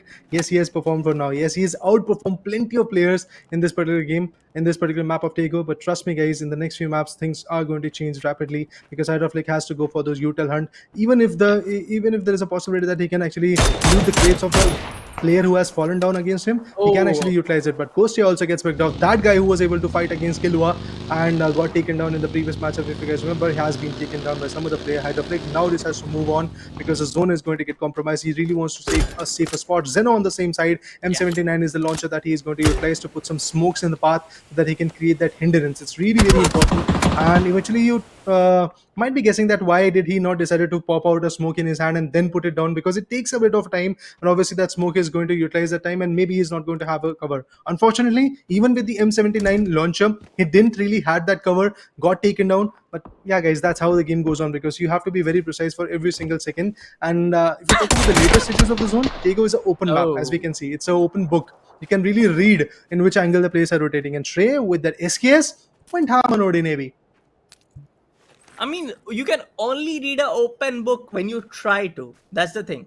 And I feel like a lot of players are still not very clear about the common rotations. They are just going on with, taking covers here and there. And the other players who have a very deep game knowledge are able to anticipate that, okay, if I am standing in a house lobby with this, there's going to be someone, or, there's a possible 90% chance there's going to be someone taking up a cover above the ridge, but is very closely, or from the perspective of actually coming in from the side of Sabaji, that there's going to be just some guy trying to take a late rotation, try to go for the vertical advantage. She gets spotted. Hydrofreeze trying to take some shots, might be able to connect one, might be also getting that completely taking that guy down. She gets a lot of damage, a lot of shots are being missed up, a lot of anticipation shots also going left, right, and center. But for now, 24 damage, another 24 comes in. No, the kill getting control from the side of Rizvi on the other hand, and Hydroflick knows that there's going to be someone else very close, or maybe that was a long range shot, but he knows for a fact that's going to be someone very close. Kaushik trying to take a close for a comeback towards the side of Sumar Sony. The flashbangs will be going in, might be able to get one, might be able not, but that need was overthrown. Kaushik trying to go for a spray, but Sumar Sony reads onto it. Kaushik goes down on the other end. Rocker gets another one. Sabaki YT goes down now, and just 9 players remaining for this map. We'll get to see how far these 9 players are going to push. But Hydroflick, he's still performing. He's still trying to take down Rizvi, the one guy who was able to secure that match point, who was able to get the advantage in his favor. But look at this, Rizvi is now looking in a very troublesome situation. He has got just 2 or 3 HP, and thanks to that booster, he's going to get, I guess, replenished till the 5 HP that he can go with. But Sumar Sony is not going to be, I guess, that comfortable with the survival of Rizvi, because he knows if Rizvi survives, I mean, obviously he was unable to read the name of that particular guy, but yeah, he has the idea that if anyone in front of him is going to survive, he's obviously going to put him in a very tough spot in the later stages. But Bad Fragger on the other corner, Bad Fragger managed to take down Kenpachi Ajax. And the irony of the situation is, guys, Kenpachi was also able to take a individual guy in the initial stage of this Taego map with a nade. And that's exactly what he got for that type of situation coming in. Sumar Seni on the other corner, after taking down Rizvi, is now in a big trouble with the respect of Hydroflick, because he's actually taking a lot of shot onto him. And look at this, the mini 14 shots went on ham, but eventually the connections didn't came. It's not a very good situation for him. And yes, being the map of Taego, you get a lot of green covers in your favor, and in those open spots, this guy is just going to hold up. It's kind of a Sanhok, but a very emphasized, a very enlarged version of a Sanhok map, and also the combination of the angle comes in along with that. But Adarsh gets taken down. His helmet at the last shot just went out of the equation, because obviously the headshot was the last shot that got connected and took him down. With that, KitKat secures 3 amazing kills. Now we are left with 6 amazing players. Let's see who really secures the game. But Hydroflick is just going ham. Initially he missed a lot against Unforgiven, but after that, when he was able to take that initial stepping stone in this map, he is just clutching it out every single fight. He's surviving and pushing out every single ounce of damage that he really want to, I guess, adhere on the opponents. Boy, oh boy. I mean, KitKat is giving a break to a lot of players, dude. He already gave a break to 3 other players, dude. With the name, I mean, the wordplay was pretty good. But anyways, folks, KitKat definitely got 3 frags. The latest frag that we saw was a frag towards the side of Adarsh. He got the kill over there. 6 players are just remaining in. That's a pretty huge circle, dude, compared to what we see sometimes around in the 4v4 scenario, and the task squad situation goes around for the competitive PUBG tournaments. But for now, it's a huge circle. A lot of players needs to be very, very careful. They can use the grass to their advantage. They can use the cover of these vehicles. They can use anything that they can find. But let's see what goes around. If players like KitKat, players like, I get Samar's, I'm really sorry, I'm not able to read that on the minimap. Samar, say, or Rock are able to just hold their boots on the ground, try to get some vertical advantage. Sumar Sony, yeah. Thank you for correcting me, reader. And yeah, if they are able to get the vertical advantage, trying to get someone to play the ridges, they have the right kind of scope, they have the right kind of weapon, they can easily get that this victory, this winner chicken there in their favor. But if not, I feel like it comes down to the individual play of Smokes, Molly, and the entire release being played up on the last circle. It's going to be very interesting. But look at this. Even if you have a rich control in your favor, even if you are the one who has got the height advantage, you have to be very aware that yes, Yeah. you are going to get spotted pretty soon. And that's exactly what happened. Unknown player 3 was able to take down KitKat. And now KitKat is actually going to break. So there you go. So Masoni on the high side is also going to spot, is also going to hold some decent angles. So we do have plethora of red drops. The supply crates also come into the picture. So if somebody is daring enough to go ahead and loot it in this kind of circle, we might see some good utilities coming in from the corner. Apart from all the other things, yes, obviously that guy is going to get the level 3 Western helmet, which is the best part of the supply kit that I really find it, because again, there is not often times you really want to if you go for the supply kit, it's not that often that you're going to get the desired weapon. Sometimes you're going to get the MK14s, the OM could be coming in, which might not be that useful when it comes to that particular map. So there's that. But yeah, level 3 West helmet are the blessing in disguise that you are every time going to pick, because it's the best you can really have when it comes to a defensive parameter. Apart from the boosters that can help you out, even at the 0% HP, you can still survive in the game due to the boosters. But yes, it is going to take you not that far, but still it's going to help you to survive in the game. But if I talk about Hard like, look at him now trying to pose a lot of strength, trying to pose a lot of angles. At the same point, he's actually in a very open spot. He might be getting taken down pretty soon, but eventually, if you talk about Hard he's calm and composed. He's not moving a lot. He's not giving out a lot of information, which can save the day for him. But on the hindsight, if you talk about Suma Sony, yes, he has got 3 kills, has got the K2 in the hand.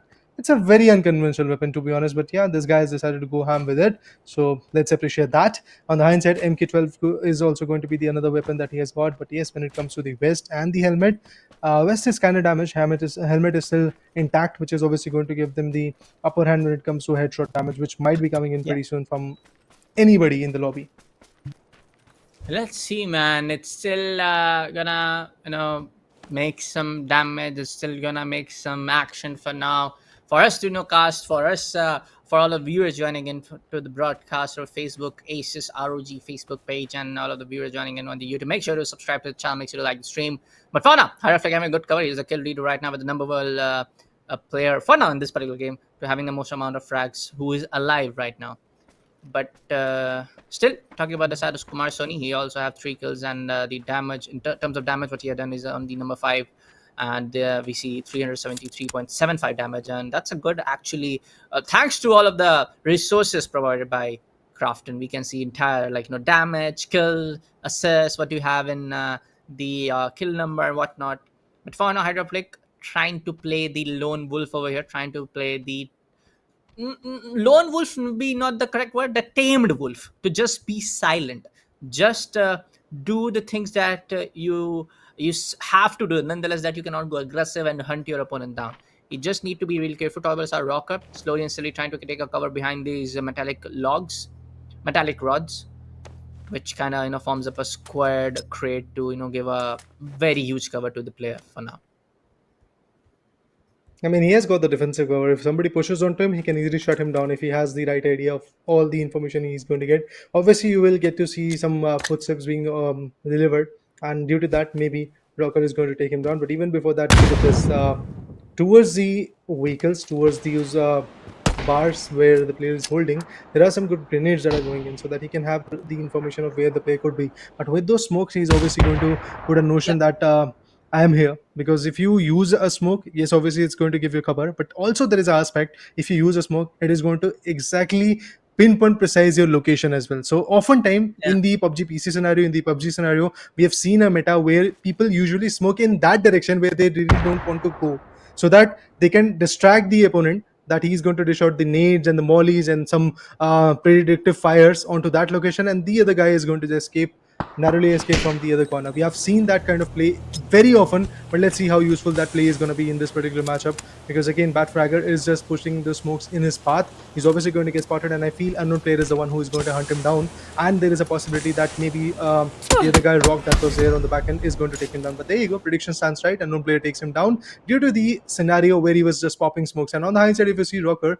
what he is doing is not utilizing those smokes. He's trying to play in covers. He's trying to hide a lot. His main objective will be that front boulder that he is seeing in front of him. He wants to really have that advantage. He wants to really have that hard control in this particular game. And if he gets it, obviously the advantage will be just getting enfold, threefold and fourfold, to be honest. But let's see what Hydroflake is going to do. Beyond the vehicle, he's just still holding that angle. Very, very, should I say, trigger discipline type of play is going to come from his corner. He's having that patience. He's having that idea of if he moves, he's going to get taken down. So he's just holding, and until when the zone is going to help support him, until when the zone is not going to move apart from him, he's not going to make a move. But on the hindsight, Rocker again getting damaged a lot. Remember, guys, this is the 8th play zone. You are going to receive a lot of damage, but now it all trickles down to the 9th play zone. That is the final play zone that you get in the PUBG PC scenario. It comes out with a lot of damage, but Hydroflake, now his position has been revealed. He could be the 4th one to go out of the equation, and that's exactly what I'm looking at. And there you go, Sumasoni finds him. Yep, Sony will get started very quick and easy. The shots are also going in towards the other player. Last 3 folks remaining alive for the circle. Unknown Player also over there, trying to take some cover behind the boulder, and he has a pretty decent cover. Although not really sure what the situation of the zone is looking on, but for now, I guess he's taking a little bit of damage from the zone, I do believe. Nah, he's still in the safe circle. Apologies for that. But yeah, Sumasoni definitely has an idea where the other guy can be, as we can see him, looking at the same angle where the Rocker is at. But for unknown player using a lot of smokes to, just drop it down. But Sumasoni gets another one in this final circle. Rocker, it's going to be up in a scenario now. Smokes are being used all over the place for the side of a known player to just drop and, block all line of sights. Not getting that Sumasoni take the first shot, but he will get eventually. Good decision to drop all the smokes. A known player gets it. 6 kills coming into the favor, and very well uses of utility coming into the play from unknown player.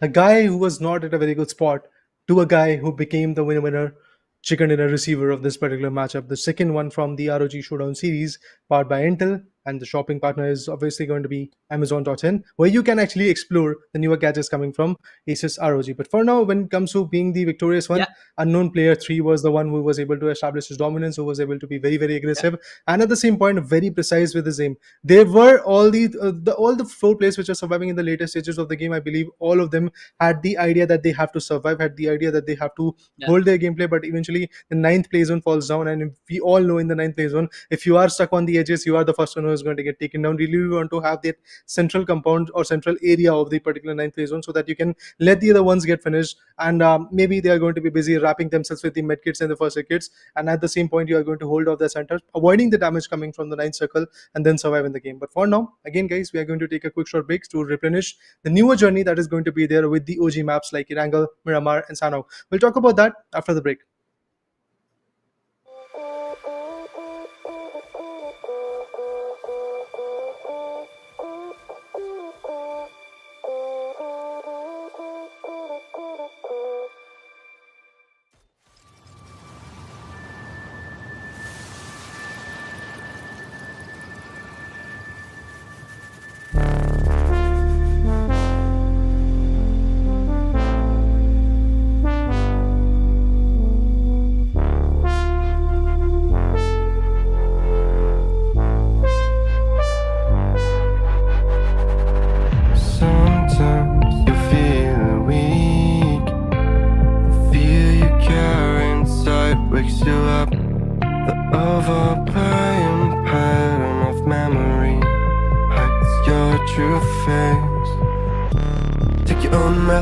Looking for the one who's trying to be perfect, yeah.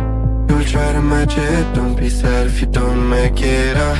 You hope for wonders, living life means making blunders. It can make you shatter, you will try to fight the thunder. Trust me no matter what happens, because I will stay by your side in your heart.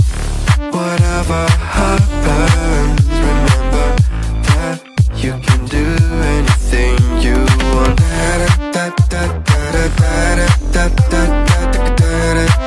You can do anything you want.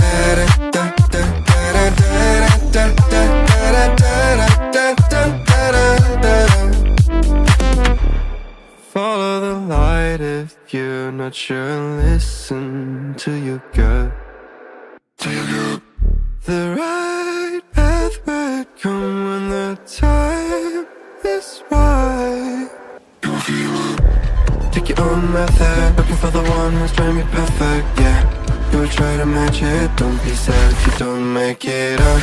You hope for wonders, living life means making blunders. It can make you shatter, you will try to fight the thunder. Trust me no matter what happens, because I will stay by your side in your heart. Whatever happens, remember that you can do anything you want. You can do anything you want.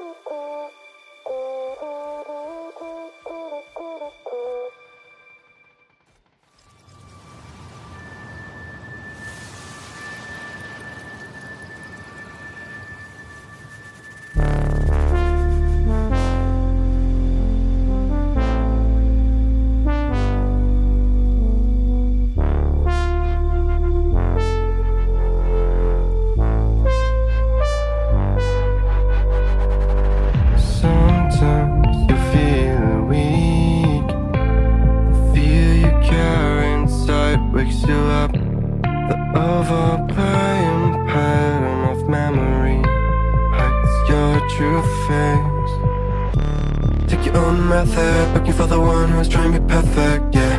You will try to match it, don't be sad if you don't make it up.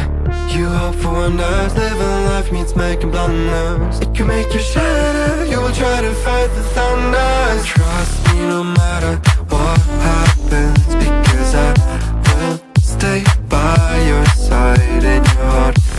Whatever happens, remember that you can do anything you want.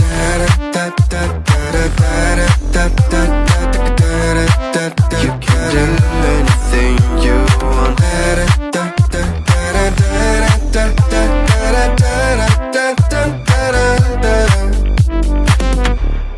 Follow the light if you're not sure, listen to your gut. The right path might come when the time is right. Take your own method, looking for the one who's trying to be perfect, yeah. You will try to match it, don't be sad if you don't make it up. You hope for wonders, living life means making blunders. It can make you shatter, you will try to fight the thunder. Trust me no matter what happens, because I will stay by your side in your heart. Whatever happens, remember that you can do anything you want.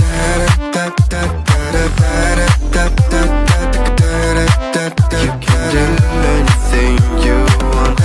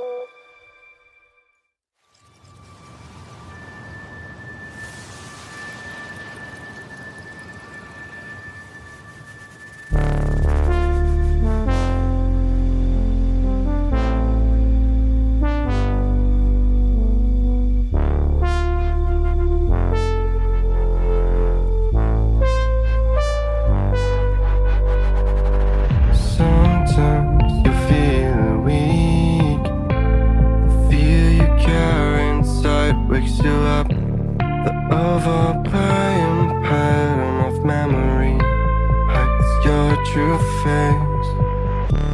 Take your own method, looking for the one who's trying to be perfect, yeah. You will try to match it, don't be sad if you don't make it. You hope for wonders, living life means making blunders. It can make you shatter, you will try to fight the thunder. Trust me no matter what happens, because I will stay by your side in your heart. Whatever happens, remember that you can do anything you want.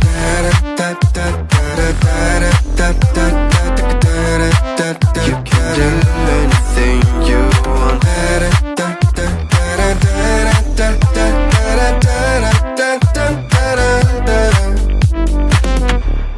Follow the light if you're not sure. Listen to your gut. The right path will come when the time is right. Take your own method, looking for the one who's trying to be perfect, yeah. You will try to match it, don't be sad if you don't make it. You hope for wonders, living life means making blunders. It can make you shatter, you will try to fight the thunder. Trust me no matter what happens, because I will stay by your side in your heart. Whatever happens, remember that you can do anything you want.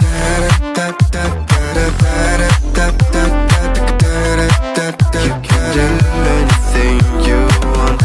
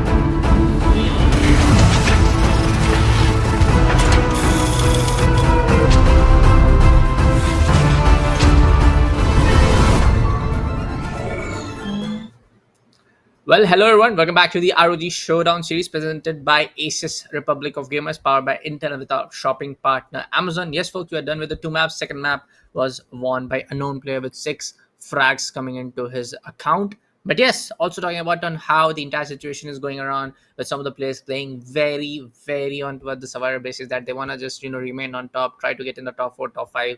But for now, yes, we're also seeing a lot of players going in ham. 6-7 kills coming in from an, I guess it was Resvik with the first match, 7 kills, Hydroflick with 7 or 6. A lot of players like I'm not able to remember the exact name. But for now, let's take a look at the current top players trader who are in the top 4 in terms of kills and getting the winner chicken dinner. When we talk about the top 5 players, apart from the particular situation of first two maps, Vikendi and Taego, we have another player sitting on the top. Then we have Sumar Sony, captain, and then Hydra Flick is there. We have Rocker and also Batragger coming into the picture. But yes, if you talk about players like Rizvi, I believe they're just getting overshadowed. Maybe in the next few matchups, they are going to bounce back once again, because if you talk about the last match, Rizvi was able to get, I guess, only 2 frags, and he was taken down by the exact guy known as Hydra Flick. So it was a very interesting fight coming in. On the hindsight, if you talk about Sumar Sony, his angles, the way he worked out till the last few circles was absolutely amazing. The way he entered the particular circle and the way he was able to hold himself off on the edges of the circle was also very interesting to watch out for. But now, when we talk about the schedule, things will be changing drastically, because now comes the OG maps that are going to be there pretty soon. And if you talk about the Wrangle, if you talk about the Miramar and the Sanhok, things will be changing drastically. But in order to start it off, we will be going on with the map of Sanhok initially. And the third match will be in the map of Sanhok, that means, which is a 4 into 4 kilometers of a map full of islands. There are 3 islands connected by 3 good bridges. We have ruins, we have areas like Painan, and eventually Tambang is there. We have the boot camp, we have the paradise resort, where plenty of fights is going to be there. But when it comes to the 1v1 showdown, maybe the meta is going to be different, because 1v1 is not a traditional form of battle that we do see in this battle royale scenario. Oftentimes we do see the 4v4 conventional approach. Duo versus duo is also one of those situations which is not going to be that much. But yes, we have the 1v1 showdown right now. We have the solo showdown. That means the player has to be capable of to secure that chicken dinner while surviving, and also while getting the chicken dinner at the end, because it really matters how many points you have got when it comes to the position points. But apart from that, you have to be very good with your aim as well, because that will be able to grant you the finish points that is also required to achieve a certain point in the overall leaderboard. And as we can see for now, comparing to the first and the second match, we have the top fraggers list. We had already the idea of which particular team is actually on top. By saying team, I'm talking about the slot number, the number where the players are posing themselves. Unknown player was sitting at slot number 32, if I'm not wrong, in the previous matchup. He was able to get a beautiful chicken dinner after securing the frags against Soma Sony and some other players. It was a good fight, to be honest. But now comes the chapter of Sanhok, the map of snakes, the map where teams are going to hold a lot, where players are going to hold a lot. Because again, when I talk about the 58 players, the greenery is going to be enough for them to hold off. They can easily be prone in grass strands, exactly what Hydroflick was doing, exactly what Sumar Sony was trying to do, and some other players also, because they were just prone in the shadows, prone in the shrubs, so that they can hold themselves and get the information of somebody who is trying to rotate in the circle. So all of that will be happening. Yes, guys, the match is going to get started, so let's have a look at that as well. A conventional and a conditional, to be honest. I would like to coin both the terms for this beautiful fight path, because it's starting from Tambang going all the way to Mongnai. We have all the way approaches coming in from areas like Sami to Painan to areas like Bootcamp. Then we have Paradise Resort. Plenty of areas, plethora of regions where teams can, individual players can, to be specific, jump in and have some good output of their own. Yes, folks, let's see. We see the side of Nakara where the plane path is actually starting in from the overall situation, ending all the way towards the side of Monograi. Camp Bravo is also one of the accessible points where accessible POIs where players can drop down and go for some early loot. But we are able to see a lot of teams going on towards the side of carry. There are more than 5 or 6. I mean, like more than 10 actually. I'm apologies for that. Going on towards the side of boot camp. Are you serious? It's gonna be a complete Yeah, bloodbath, bro. In that's the just heart like of few this map. minutes. Mhm. Yeah. Oh yeah, definitely the Darth is going to be there. Definitely that aggressive stance is going to come into the picture, no doubt in that. And as we can see, Gotham Games, the guy who was very, very good with his own aim when it comes to the previous matchup, it was kind of interesting. So let's see how the play is going to go from here. And apart from that, if we talk about Crazy Aniket, he's also jumping in a isolated compound, not going to be that much aggressive when it comes to the fights, but Ghost here finds one. It's all Pusha White who has been taken down. In the region of boot camp, we will get to see some damn good fights. Apart from that, we have the Camp Bravo where the fights are going in as well. So plenty of places, plenty of areas where the fights are going in. And there you go, I'm Ghostly Boy, the guy who was very good in the first map, unfortunately got taken down way too early in the second one, and now is here to show his stance in the third one as well. Remember, there are just 5 matches, there are just 5 chances that you get. Well, in this particular scenario, and the question is all about that 1 lakh rupees of a prize pool. Apart from that, the stakes are high because again you are going to get the bragging rights of winning this ASUS ROG Showdown series of PUBG PC powered by Intel, and the shopping partner will be Amazon.in. Why are they our shopping partner? Because you can get the ease of accessing and also getting an idea of which particular ASUS ROG laptop that you really need for your enjoyment of these PC games like PUBG PC and other games as well that are going to happen in this showdown are CSGO. And for now, if I talk about Ghosty Boy, he's pushing a lot towards Hydroflick. Hydroflick has got the conventional approach of a QBZ in the hand. Not a very good weapon, to be honest, but then again, that's exactly what he's going to get. He shots the play down, had the information in his favor, and Hydroflick takes on I am Ghostly Boy sitting in slot number 2. He gets picked off. With that, Hydroflick's information is also going to get visible to Stray. Maybe Stray is going to push forward, but even before that, look at this with the Dragonov. A very interesting sniper is trying to take the player down, but let's see how far and how fruitful this guy can be. Let's see, man. Let's see. Talk about the side of Ghost here. He's trying to go for one more, but for now, he'll just go behind the cover, try to go for the reload. But talking about the side of Hydroflick, he has also the Kar 98 with the 4x scopes attached. Man, there are so many players in this vicinity. Boot camp is just filled down with the players. And like you told us, this is a pretty pretty normal day in Sanhok. So let's see around like who's going to be the king of boot camp vicinity in this particular map of Sanhok, because this can go towards the side of some players having the heavy utility weapons, someone for use having the clear line of sight, someone having a lot of your tough mollies and whatnot. Sabji goes down from the side of 0 and it's actually coming in from the gun of Vector. Goes on for a damage and the job will be done. First player to go down. Actually, a lot of players went down. Apologies for that. But for now, in the first 4 minutes, we are able to see almost 5 or 6 players going down and going back to the lobby. And there you go, another one coming in from the side of Zero Horns. Man Sahab will be taken care of from the side of Zero Horns.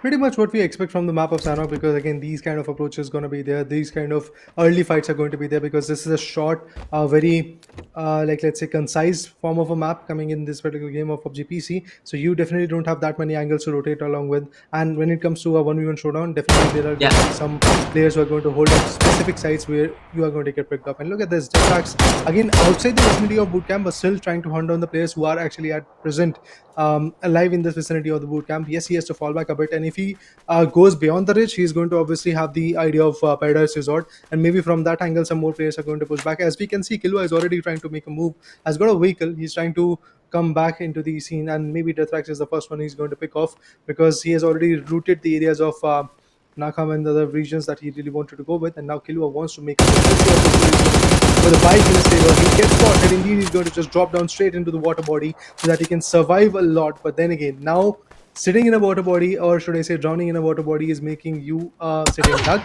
They can easily aim you because you have to come out to breathe some air, and at that point, yes, the players can hunt you down. And obviously, in order to retaliate, there is nothing that you can really go with. Yeah, for now we see a pick coming in. Oh, Ireflick takes a lot of damage, down with 46 HP, using the first aid kit as quickly as possible. Of course, it's going to take some time for the entire animation trigger out and your health first it gets replenished. But for now, we see that's actually some mollies down towards the beach area. Bad Fragger definitely not going down. But oh, Hydrofix finally gets the headshot with the 52 tag coming in. That was some fight going on between these two. Exchange of shots here and there, left, right, and center. But he has an intel that's something because the audio is just getting there. There you go. Hydrofix will be going down from the side of Unforgiven. Oh, Unforgiven barely surviving on 1 HP. And this Exactly is the guy who was taken down by Hydroflake. Sorry to cut you on, Bullet, but the irony is Hydroflake was able to take him down in the previous matchup of Taego, and the first kill that Hydroflake was able to have was the kill of Unforgiven, and now Unforgiven has paid the debts by taking him down in just the second map. Yep. Let's see now. Let's see what will be the entire situation now, because for now most of the players, like from what we are seeing, what we're able to see, the situation from the observer's perspective as we are getting the feed from them, it's more of like most of the players are still right there towards our boot camp. Hey, unknown player gets one more. I couldn't even the SM. That's probably an AR. Correct me if I'm wrong. Or not. Talking with the Sept translucent, pushing in. Oh, he gets the nade also, but in the end it was a Sept Kawahi to just peek out with the head, and the headshot will be connected. Gotham Games YT showing the backside. Not really sure where the kill was, where he wanted to go. Oh, he misses the entire mag, but finally some damage. He's barely low in HP. Maybe one molly or some frag can do the job. Frag nade can do the job, but he's having none. So he has to go for the gunfight as well. But oh, it's going to be a nade. It was a nade, right? Yeah, it was a nade. Yeah, indeed. It was a nade. And Gotham Games is still trying to figure it out on how he want to handle this entire situation. But Killua is already gone long. I mean, that's what the experience is all about. Killua knew that sitting in this particular spot, yes, he might be able to take down Gotham Games YT, but he is also going to have a possibility or a very big chance of a player backstabbing him. So that's what he really wanted to avoid. So he's now in a compound, but look at this Ustad with a pre-fire out of the window. He decides to peek, because obviously if the pre-fire is not there, if you are going to just peek and then eventually shoot the bullet, there is a high possibility that the opponent is going to take you down. All of the experience is now getting utilized by players like Ustad, Killua, and some other players who are surviving like Unforgiven. It's good to see that the challenges are just getting maximized. Trey on the other corner with the M762 barrel takes down Unforgiven. Again, the guy who took down biggest of the giants in the boot camp is now out of the equation. It's kind of a situation where obviously you are going to see some more fruitful challenges, and if you see and if you think that this particular guy is way too superior for this hobby, instantly he's going to get clutched out. Somebody else is going to take his place. Somebody is going to become the kill leader. This is how the game goes on from here. But yes, in the map of Sanhok, we do see a lot of greenery. We do see a lot of shacks, smaller shacks which are isolated, smaller shacks which you can't really predict if the player is there or not. And as we can see, Sandwich is trying to make a move with the bicycle. He's trying to get an information if there is an opponent right here. If I talk about Kaushik, in front of him, we have Sumar Soni, which is trying to rotate. The guy who was able to establish his dominance in the previous matchup of Taego. He was able to get at least the top 5 positions in his favor, which was good enough. But for now, Sumar Soni with the Kupachi is trying to find a safe haven in which he can hold off, in which he can reside, and maybe take some good picks in the upcoming circuits as well. It's really important for them to survive till the end, because if you are able to survive till the end, this is the map where you can become the doctor. This is the map which is infamous for the doctor scenario of doing the heal battle as well. So maybe that heal battle scenario is also going to come from some of the players who might not have the idea of the rotations, because if the zone decides to go in the southern western parts, remember guys, there are not going to be a lot of players who might be able to rotate from the northern ones, because there is water body, and in those water bodies you might get shot down. So it's better to go for the heal battle so that you can actually at least have a possibility of few position points in your favor. But Killua finds Ghost here. Yep, for now, talking about Sandwich there, I'm going to switch. Oh, I'm just taking a lot of damage from the side of Killua. Only it's gonna be dead and dusted for the side of Kill Switch. There you go. But for now, Switch will be off for the side of Kill Switch, because Killua will be able to put him in the corpses for now. He gets another one. Rizvi goes down, the winner of the first map itself. The winner Chicken Dinner goes on towards the side of Rizvi on the first map, and he gets out on the third one when almost we are able to, click talk 10. When we are almost touching the 10-minute marker towards the other clock, and another guy, and the star player for this entire lobby goes on. When I say star, in terms of performance, in terms of the overall kills that we are seeing from all of these players, 34 players are still alive. I want to see the bigger map, a bigger picture of the map if possible, folks, so we can get an idea where the entire zone is shifting around.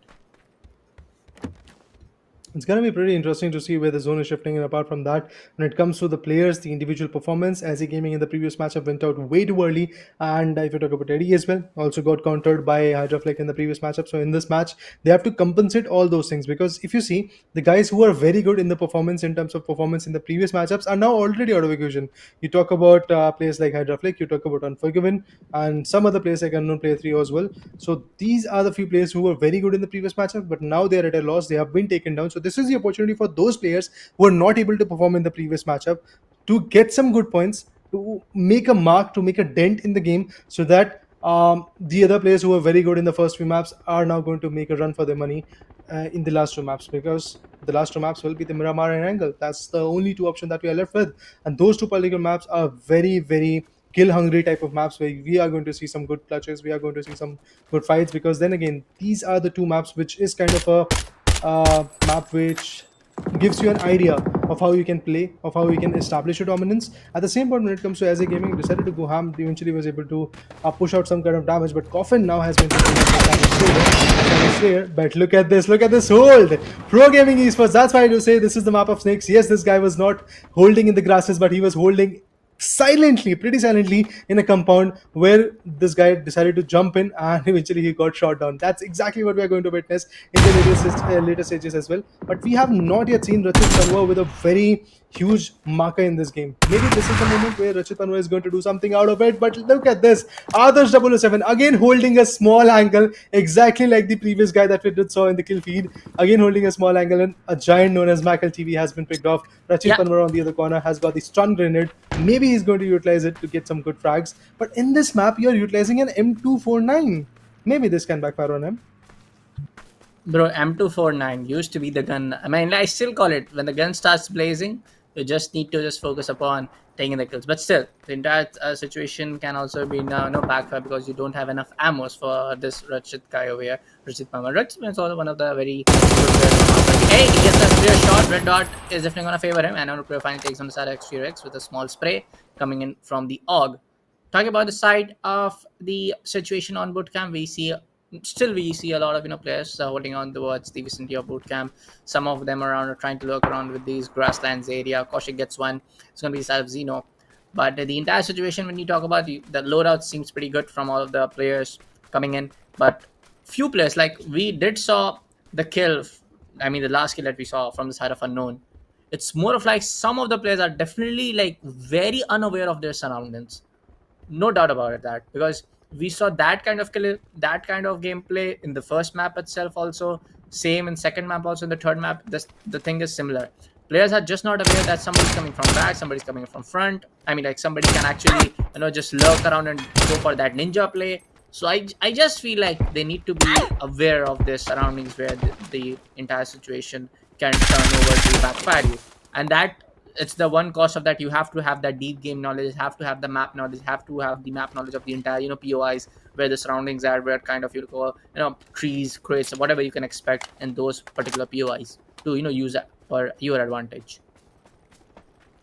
Two big streamers in front of each other. We have Jozo Gaming, and eventually we have Killua also facing each other. Let's see how this game goes on from here. As we can see, Killua gets damaged a lot, but at the same point, Gotham Games Whitey is also on the verge of getting destroyed, but he still survives as the best part. He's still there in the game. Killua on the other corner, look at the damage that he's getting affected with. Level 3 vest, it's already in vain. Level 2 helmet, yes, it is still intact. He might be able to utilize it, but Killua is going to get shot down pretty soon from the back end, and that's exactly what is happening. Kind of a situation where Jozo is not going to let him move a lot. He's going to pin him down in a certain angle, like a tree bark or some angle like that. And look at this, Killua again wants to make a move. His vest is already broken, tattered into the pieces, but still he's there in the game. If I talk about Gotham Games Whitey trying to perform, but Jozo actually gets picked off by Killua with a beautiful dragon of shot. Was not expecting that, to be honest, because Killua was not a very good Killua was not present at a very good spot, because his utilities were drying out. His vest is already broken. All he had in terms of cover was some bark, some trees, some ridges in his favor. Yes, at the same point, if I talk about Gotham Games Party, look at him. He has already got the information that the player is actually in the back end. The translucent, he's going to backstab him, but the kill will be in the favor of Killua. As the name suggests, he's the one who is going to kill everybody out. Yep. Translucent is still trying to give his best. Oh, shot coming in from the side, and Killua goes down with that. Not a QBU. sneaky or a Yeah. cheeky play, just straight up bold play coming in. He gets the peak, he has the intel over there, and he gets one. Talking about Rashid Panwar, now he have his 130 ammo left on this particular mag. I mean, like the entire drum roll mag. But for now, it's gonna be just like slowly and steadily. Players are getting eliminated here and there, and slowly and steadily we're about to reach the ended time of this map of Sanhok. But still, I do believe that we at least have 15 minutes more left for this map. And Eddie gets one. Crazy Indicate will be going down. Eddie will get one more kill point to his favor, but Toiber Sarasandju is there for now. He's just able to get one. He's standing right at the number 12 spot for the entire lobby of this map, to be precise. Well, let's see how fruitful it is going to be. Rachit Panwar decides to go all the way in the water body because he knows the rotations can be very fatal when you try to rotate from bridges, and also maybe trying to rotate over the water bodies like with the boats and stuff like that. It can be very costly for you because again there is no backup. There is no such situation where you are going to rotate and somebody from the back ends, which usually happens in the squad matches, that one particular individual guy is going to rotate, the other one is going to hold off some other angle so that he can actually provide the cover. That is exactly what you are missing in this game. It's a 1v1 showdown. You have to do everything. You have to bring the cover, you have to bring the A game, you have to bring the aggression, you have to be your own IGL, you have to be your own aggressive players, you have to be your own flanker and your supporter at the same point, you have to be your own driver. Everything has to be done by yourself. So this is obviously going to put a lot of pressure. Meanwhile, being in the game, it creates a lot of anxiety as well, because usually what you do in a 1v1 in a 4v4 scenario or a 2v2 scenario, that you call out to your teammate that check this certain post, I'm going to hold off this angle. But in this scenario, in the 1v1 showdown, you're not going to have that kind of call out, you're not going to have that kind of information relay that you usually have, and all the fun and games that happens in the 30-minute marker that we usually see. But look at this, a Kar 98K shot goes in. Unfortunately, the shot misses by a margin. Zero Horns on the other corner gets taken by the boss Ustad in the game. Starboy is still in the water body, and he's going to be a static dunk for the guy known as Rachit Panwar, because look at him. If he spots this player, he's obviously going to hunt him down. But let's see how Starboy is going to enact. Starboy's got the ATM, and apart from that, this is the secondary weapon. Even before coming up water body, Rachit Panwar goes in ham with the drum roll M249, the gun which I usually call the generator. Yep, generator goes brr, bro. I mean, like, he was almost having he did had the audio cue over there, he did had everything, but as you told, generator, it got just brr. I mean, you just pop off some bullets and it can result in the armor crack and everything. Just the gun itself does the job. I mean, yeah, and you're trying to go for that 2x or 4x scope and try to use the gun at a smaller high margin of the distance. Of course, you don't get the optimal results, but on a short range, that weapon is deadly as hell. The damage was good, and indeed it was very, very fruitful for Rachit Panwar. On the high side, if I talk about Crazy 2007, eventually in the previous match he went way too early, and I'm happy to see these faces who were unable to survive in the first match or in the second match, but now they are surviving in the game, because Sanhok, usually when you talk about the only three matches, the OG maps that are coming to the game are the Miramar, and Sanhok. I call this map the map of redemption, because anything can happen. A guy who was not performing, or a certain team which was not performing all the way in the tournament from the start of the day, whenever the map of Sanhok comes in, maybe that particular team is going to get 20 or so frags and also have a chicken dinner, because this is how uncertain this map is. There is a lot of possibilities that are going to come. If you are holding the game, you might be able to be very fruitful. If you're aggressive, maybe you are going to get those kills. But let's see how it all ends, because now look at the number of players. This is the 5th play zone, and this is the first time today that we have witnessed in a certain number of play zone. Like 5th play zone is not even shrunken down right now. We are left with only 12 players in the game. That's how aggressive the map is, because it's a smaller map. Proximity is way too high. The players are going to come in a closed circuit, and then the shots and then the tension will be coming in. But KitKat is about to go in a break, and Rachit Panwar goes home with being the kill leader.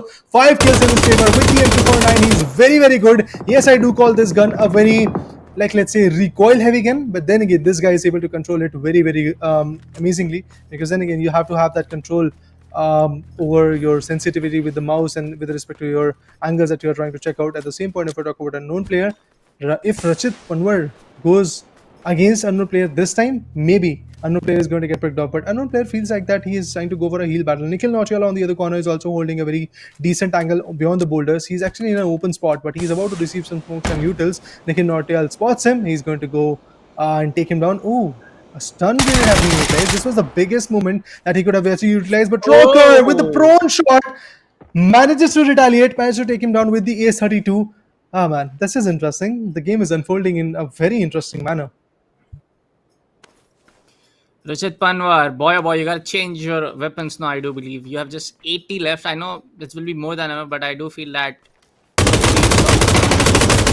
option. But hey, there you go. Oh, I guess. Correct me if I'm wrong, Rita.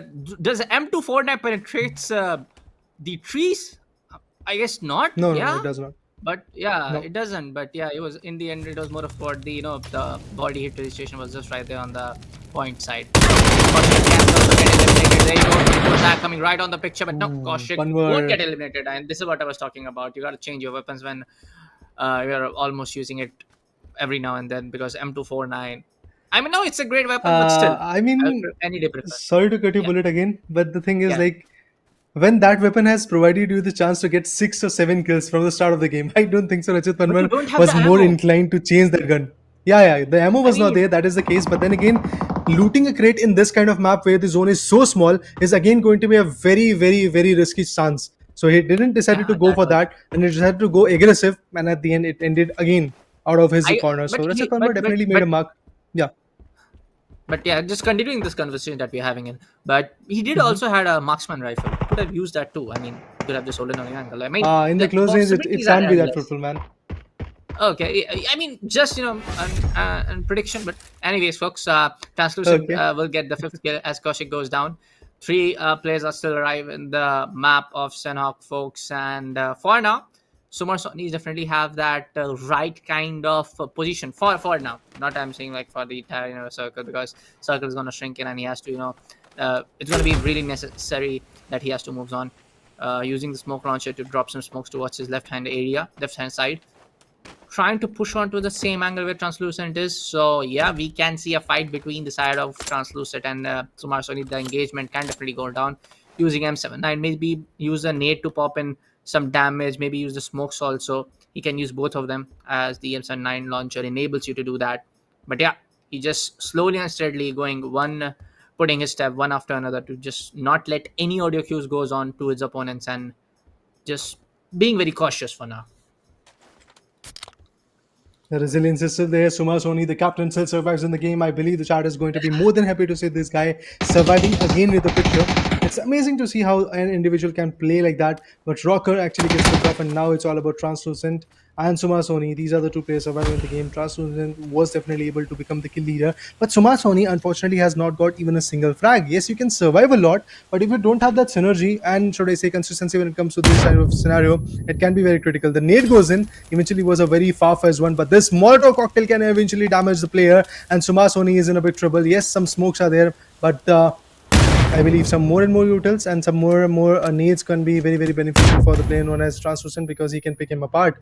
And Translucent's SP is now actually at a very big loss, but he's still got the nades and the smokes as well. He's cooking it. He's not going for an overcooked scenario. The nade goes in. Sumasoni could have been tagged with that, but look at this. He's going to straight up into an aggressive mode with the OG3. He was able to be very effective. And look at this. The player who had the chicken dinner has got 7 kills, and Sumasoni, who had the chance to become the runner of this in this game, has got 0 kills. But for a fact, we all know that what will happen. It is going to be a scenario that Rocker is going to have the good position, the better one position to be honest, because Rocker has got the kills, Kaushik has got Yep. the kill, and apart from that, when we talk about Sumar Soni, he does not have got the kills, but he is going to obviously get the position points. So that's good enough for him. And if you talk about the initial 3 matches, compromising the Sanhok's map as well, I believe there is a stance of consistency coming from Sumar Soni. So that is one more reason which is going to help him to be in the tabletoppers list at the end. If he's going to be consistent when it comes to the map of Erangel and Miramar as well. Anything to add on that, Bullet?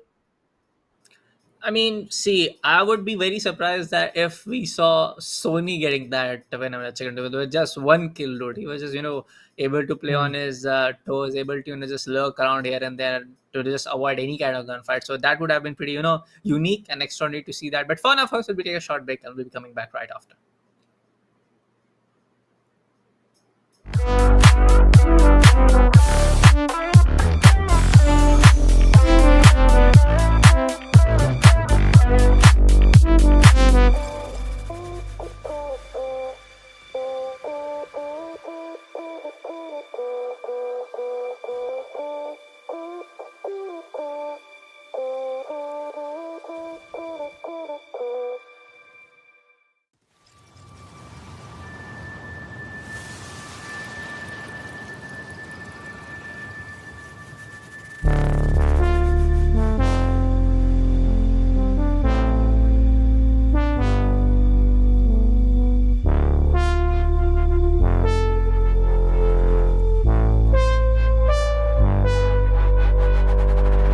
Sometimes you feel weak. The fear you carry inside wakes you up. The overplaying pattern of memory hides your true face. Take your own method, looking for the one who's trying to be perfect, yeah.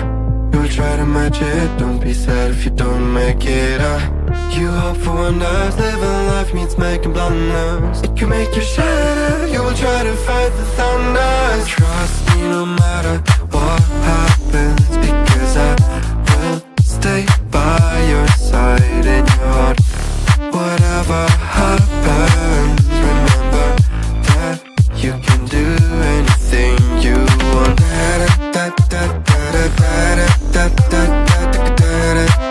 You can do anything you want.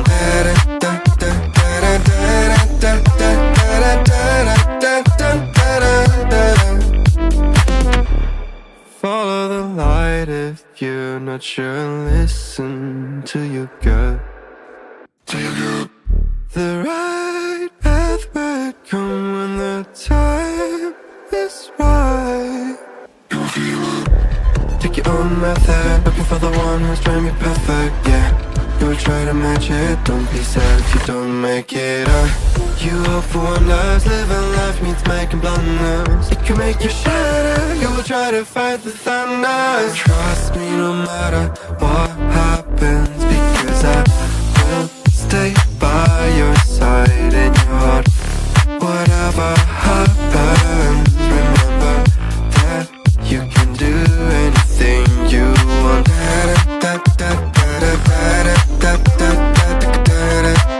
You can do anything you want.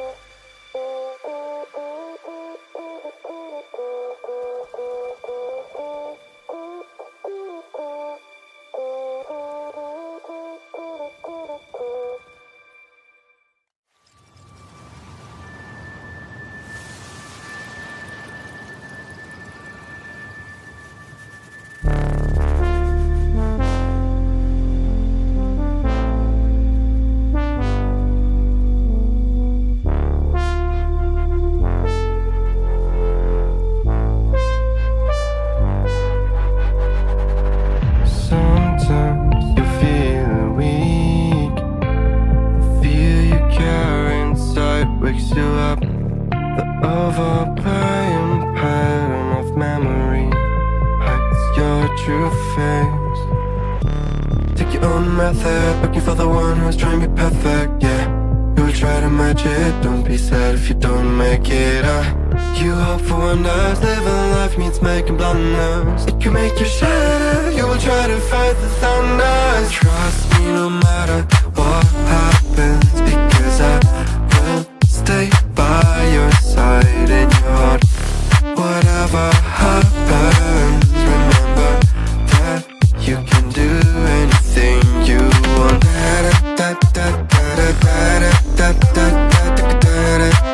You can do anything you want.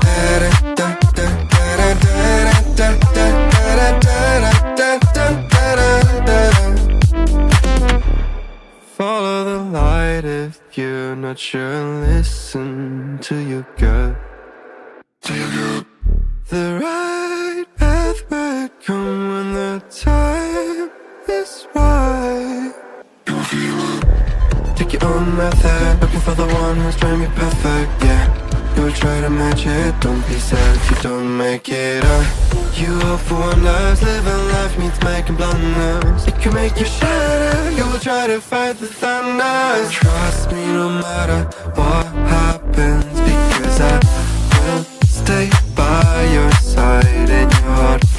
Whatever happens, remember that you can do anything you want.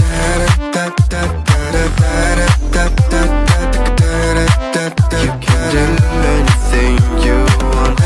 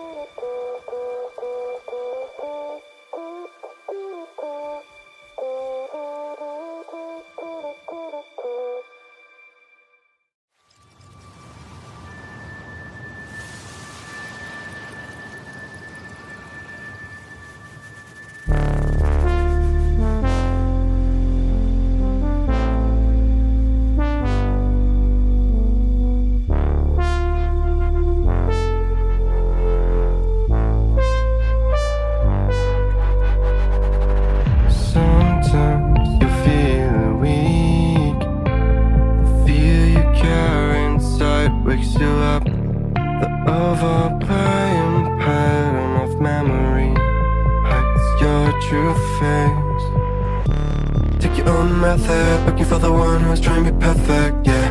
You will try to match it, don't be sad if you don't make it. You hope for wonders, living life means making blunders. It can make you shatter, you will try to fight the thunder. Trust me no matter what happens, because I will stay by your side in your heart. Whatever happens, remember that you can do anything you want.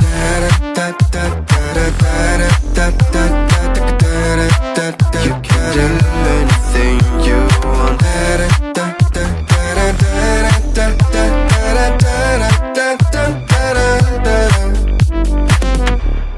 Follow the light if you're not sure. Listen to your gut. The right path will come when the time is right. Take your own method, looking for the one who's trying to be perfect, yeah. You will try to match it, don't be sad if you don't make it. You hope for wonders, living life means making blunders. It can make you shatter, you will try to fight the thunder. Trust me no matter what happens, because I will stay by your side in your heart. Whatever happens, remember that you can do anything you want.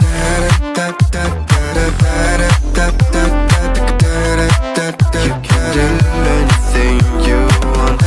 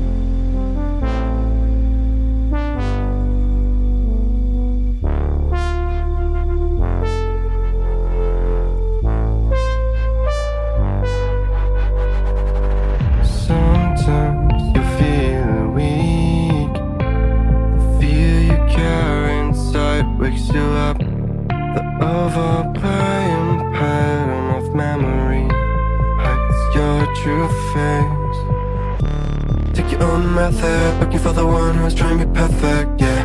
You will try to match it, don't be sad if you don't make it. You hope for wonders, living life means making blunders. It can make you shatter, you will try to fight the thunders. Trust me no matter what happens, because I will stay by your side in your heart. Whatever happens, remember that you can do anything you want.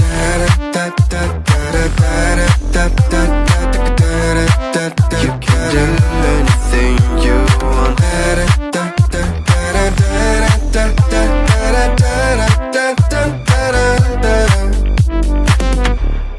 Follow the light if you're not sure. Listen to your gut. The right path will come when the time is right. Take your own method, looking for the one who's trying to be perfect, yeah. You will try to match it, don't be sad if you don't make it. You hope for wonders, living life means making blunders. It can make you shatter, you will try to fight the thunders. Trust me no matter what happens, because I will stay by your side in your heart. Whatever happens, remember that you can do anything you want.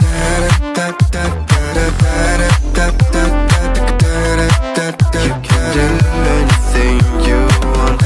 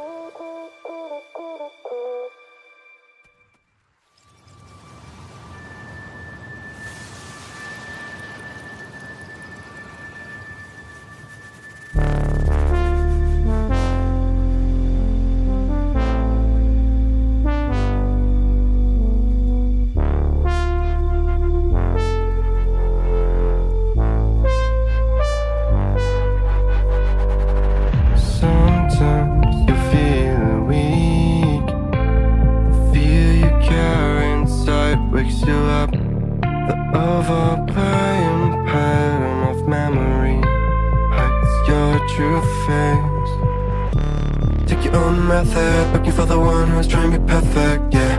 You will try to match it, don't be sad if you don't make it. You hope for wonders, living life means making blunders. It can make you shatter, you will try to fight the thunders. Trust me no matter what happens, because I will stay by your side in your heart. Whatever happens, remember that you can do anything you want.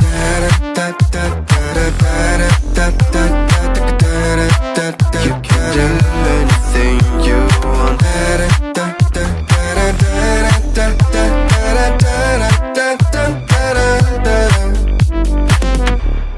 Follow the light if you're not sure. Listen to your gut. The right path will come when the time is right. Take your own method, looking for the one who's trying to be perfect, yeah. You will try to match it, don't be sad if you don't make it. You hope for wonders, living life means making blunders. It can make you shatter, you will try to fight the thunders. Trust me no matter what happens, because I will stay by your side in your heart. Whatever happens, remember that you can do anything you want.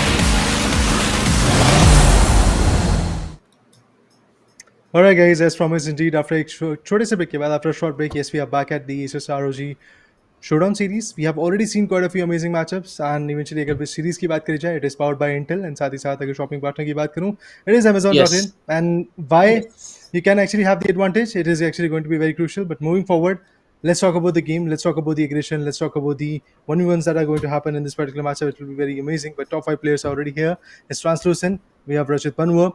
We have Rocker, Kaushik, and then Sumar Soni as well. These are the top five performers of the previous matchup, the map of Sanhok, not the overall scenario. You will get to see the overall scenario of who are the top five players, and obviously, those top five players are going to get the advantage of dishing out and getting the chunk of this massive, massive, massive 1 lakh rupees prize pool. Yes, sir. This is going to be the top five players from the last game. Translucent, Richard Panwar, Rocker, Kaushik, 7088, and Sumar Soni, of course. Let me remind you, folks, this entire event is powered by Intel and also with our shopping partner, Amazon. If you want to check out the latest ROG Strix Car 16 series laptop, make sure to check out all of the links in the description. If you're watching on Facebook, you can check the comment section for the pin comment and all of that comment section where you get all the relevant links. And if you guys are watching on YouTube, then you can check the links in description. But for now, we'll be jumping straight. I do believe our next map is gonna be the map of Miramar, or maybe we are going in for Yeah, the map Miramar. of Erangel. So I do believe, yeah, it's gonna be the map of Miramar. We got a confirmation, folks. And yes, when we talk about Miramar, Miramar is one of the favorite map for Mr. Raider. So Mr. Raider, over to you. What's gonna happen? Because it's gonna be a solo for all folks, and every guy is him for himself. And for now, we are able to see a lot of utility players coming in, especially when there are last 12 or 13 guys remaining in the entire map. But yeah, a lot of mistakes are also being made from a lot of individuals who are not aware of their surroundings, and player are coming in from like very unexpected places, and a surprise kills comes up for them. So yeah, what do you think? What's gonna go on onto the map of Miramar? Well, it is my favorite map, but only if I'm a caster on the disc. And if I'm a performer, if I'm a one guy known as the athlete in the map, no, I'm not going to like Miramar, because Miramar is a very competitive map. You have a longer type of Yeah. rotations coming in. You have a lot of possible angles where you can go down. And talking about the map, again, a very conventional flight path coming in. It is starting from the southeastern corners, and it is going to all the way northwestern corners. It's going to be very interesting to see how the whole situation pans out, because it is starting from Puerto, going all the way towards La Cobrea, and we do have ruins over that. Alcantara is going to be a very interesting place where the teams are going to jump in. But if you talk about the heart of this game, it is going to be obviously heart of this map, to be specific. It is going to be Picardo, and then you have San Martin, places like Monte, places like Los Unas, which is the biggest compounded region that you can get in the whole game of PUBG PC, to be precise. So obviously it's going to be very interesting. But I am surprised to see that there is no one jumping in the Los Unas region.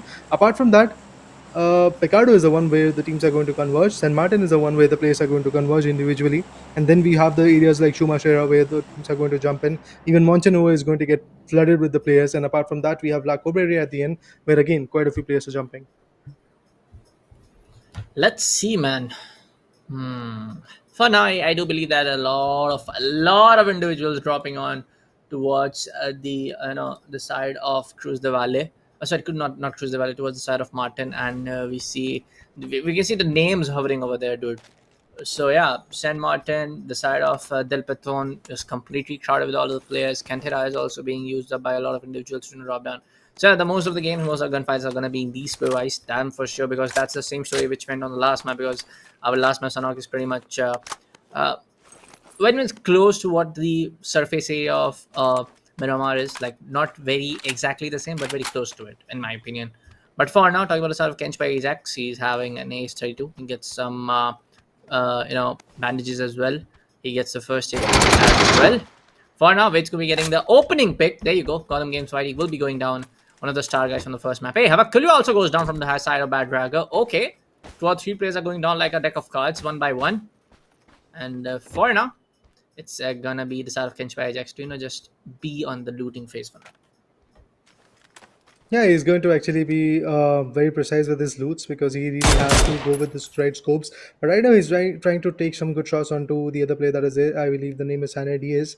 13 to be precise. He has got interesting choice of weapons. And if you talk about Kenpachi Ajax, he's going to go with the Mini 14 and the 4X, which is actually a very crucial weapon when it comes to the map of Miramar. This is the best map where you can usually see a lot of picks with the Mini 14s and the DMRs as well. Obviously, Wrangle is another great choice. You have Taego and also the map of Vikendi where the choice is going to be very, very useful. But let's see who survives and who does not. Ooh, with the S12K, this guy is going to go Oh, ham. But Trigger finds Sam Ghosty Boy. We all know how shotgun can be very lethal, but at the end, it's DPS which is going to get favored a lot in the close quarter scenario. But for now, as we can see, the job is done. Retaliation is there. Ghosty Boy gets picked off, and the other guy survives in the game. But look at this. yeesh. Oh, what a good shot that was. I mean, Kenpachi should have had Peekaboo. insight that why is the opponent peeking onto you when the opponent has already got an idea that you have got a Mini 14 and still he is aiming onto you. He's still peeking. Remember, guys, he might have the superior choice of weapon. Maybe those decisions can backfire, but yeah, trust me, I was not expecting that kind of a mistake being delivered by the guy who had been taken down recently. But at the end, it's done. The player who had the Khan 98K definitely survives in the game because all you need is one good headshot, and that's exactly what he was able to appoint on the player. And with that, the job is done. If I talk about not Tommy OP from past 3 matches, yes, not being that fruitful, but this is the map where he has to perform. And Picado is my favorite place to actually jump in whenever I play this particular map because you talk about the L-shaped building. It's kind of secluded, but at the same point you get decent loots. It's opened up, but yes, you get the decent loots. It's an arena that is actually very, very useful. You get the red building, you get the 5-story building, you get the casino as well. There are multiple POIs that you can really find very interesting in this game. But Assassin Devil decides to go ham with the S1987, I believe. That was the gun that he was able to utilize. And with that, the elimination came in on the hindsight when we talk about Unforgiven. Still patiently waiting to see what his capability is with respect to this map. Oh boy. I mean, for now, it's gonna be the usual thing that we gotta wait. It's our podcast time. That two of both us as caster will talk about the guns. We'll talk about what can happen, what cannot. Whereas all of the players are very much far away in distance from each other, dude. We don't see any successful long range shots compared to what we see in the Indian circuit region of PUBG happening in this particular broadcast for today. So, with this particular maps for today. So, I do feel that yes, it's time for some podcast hours. So, what do you think, Rita? Who's gonna be the winner of this entire event? Oh, winner of the entire event. You are asking me a very big question, to be honest. I would go for unknown player 3 because he's Okay. consistent in the last 3 matches. I really have to see what Okay. happens in this match because that might be the final make or break type of decision for me. But yeah, for now, if we talk about the past 3 matches, I feel unknown player 3 is the one who is being very consistent. Apart from that, Kilua is there. And if we talk about the Rizvi, yes, he was very good in the first 2 maps, but then situation trickled down. Hydroflake is actually on the verge of getting eliminated, but he's going to use his buggy to maneuver his way out of the equation, but Oh. can't go far because the opponent had the M416, one of the best weapons that you can really have in this game for spraying down a vehicle like this. And yes, buggy is a very good vehicle in this particular map because that is the only vehicle which might not be get stuck in the ridges that you have in this map. So buggy was good enough for Hydroflake, but eventually that a slam onto the tree trunk and then eventually getting shot from Pusher YT was something of a make or break decision for Hydroflake as well. And being consistent in the past 3 matches, Hydroflake definitely made a mark, but in this one, the map where he could have been very, very useful because you remember Hydroflake is very good with his mini 14s and the long range shots. But in this map, there's no such notions for Hydroflake to survive in the game and he's already out of equation. So again, a chance for other giants to survive and shine. I mean, yes, when the known streamers and the community members are the known faces are out, definitely there's the chance to put the spotlight on your side by making up a very good performance. But talking about Rocker for now, he has an Ace 32. That's Ace 32. Yeah, that's going to be Ace 32. He has a Mini 14 as well. He has a red dot side on towards the Ace. Possibly, he's almost. I guess he's having a 2x or 4x. I'm not very sure about it, but for now, he's having a lot of healables for now. First aid bandages all stocked up. He also has a boost over there. No more frags for the side of Koshi as we switch up the perspective. But towards the Onas general side, we can see just a single guy over here.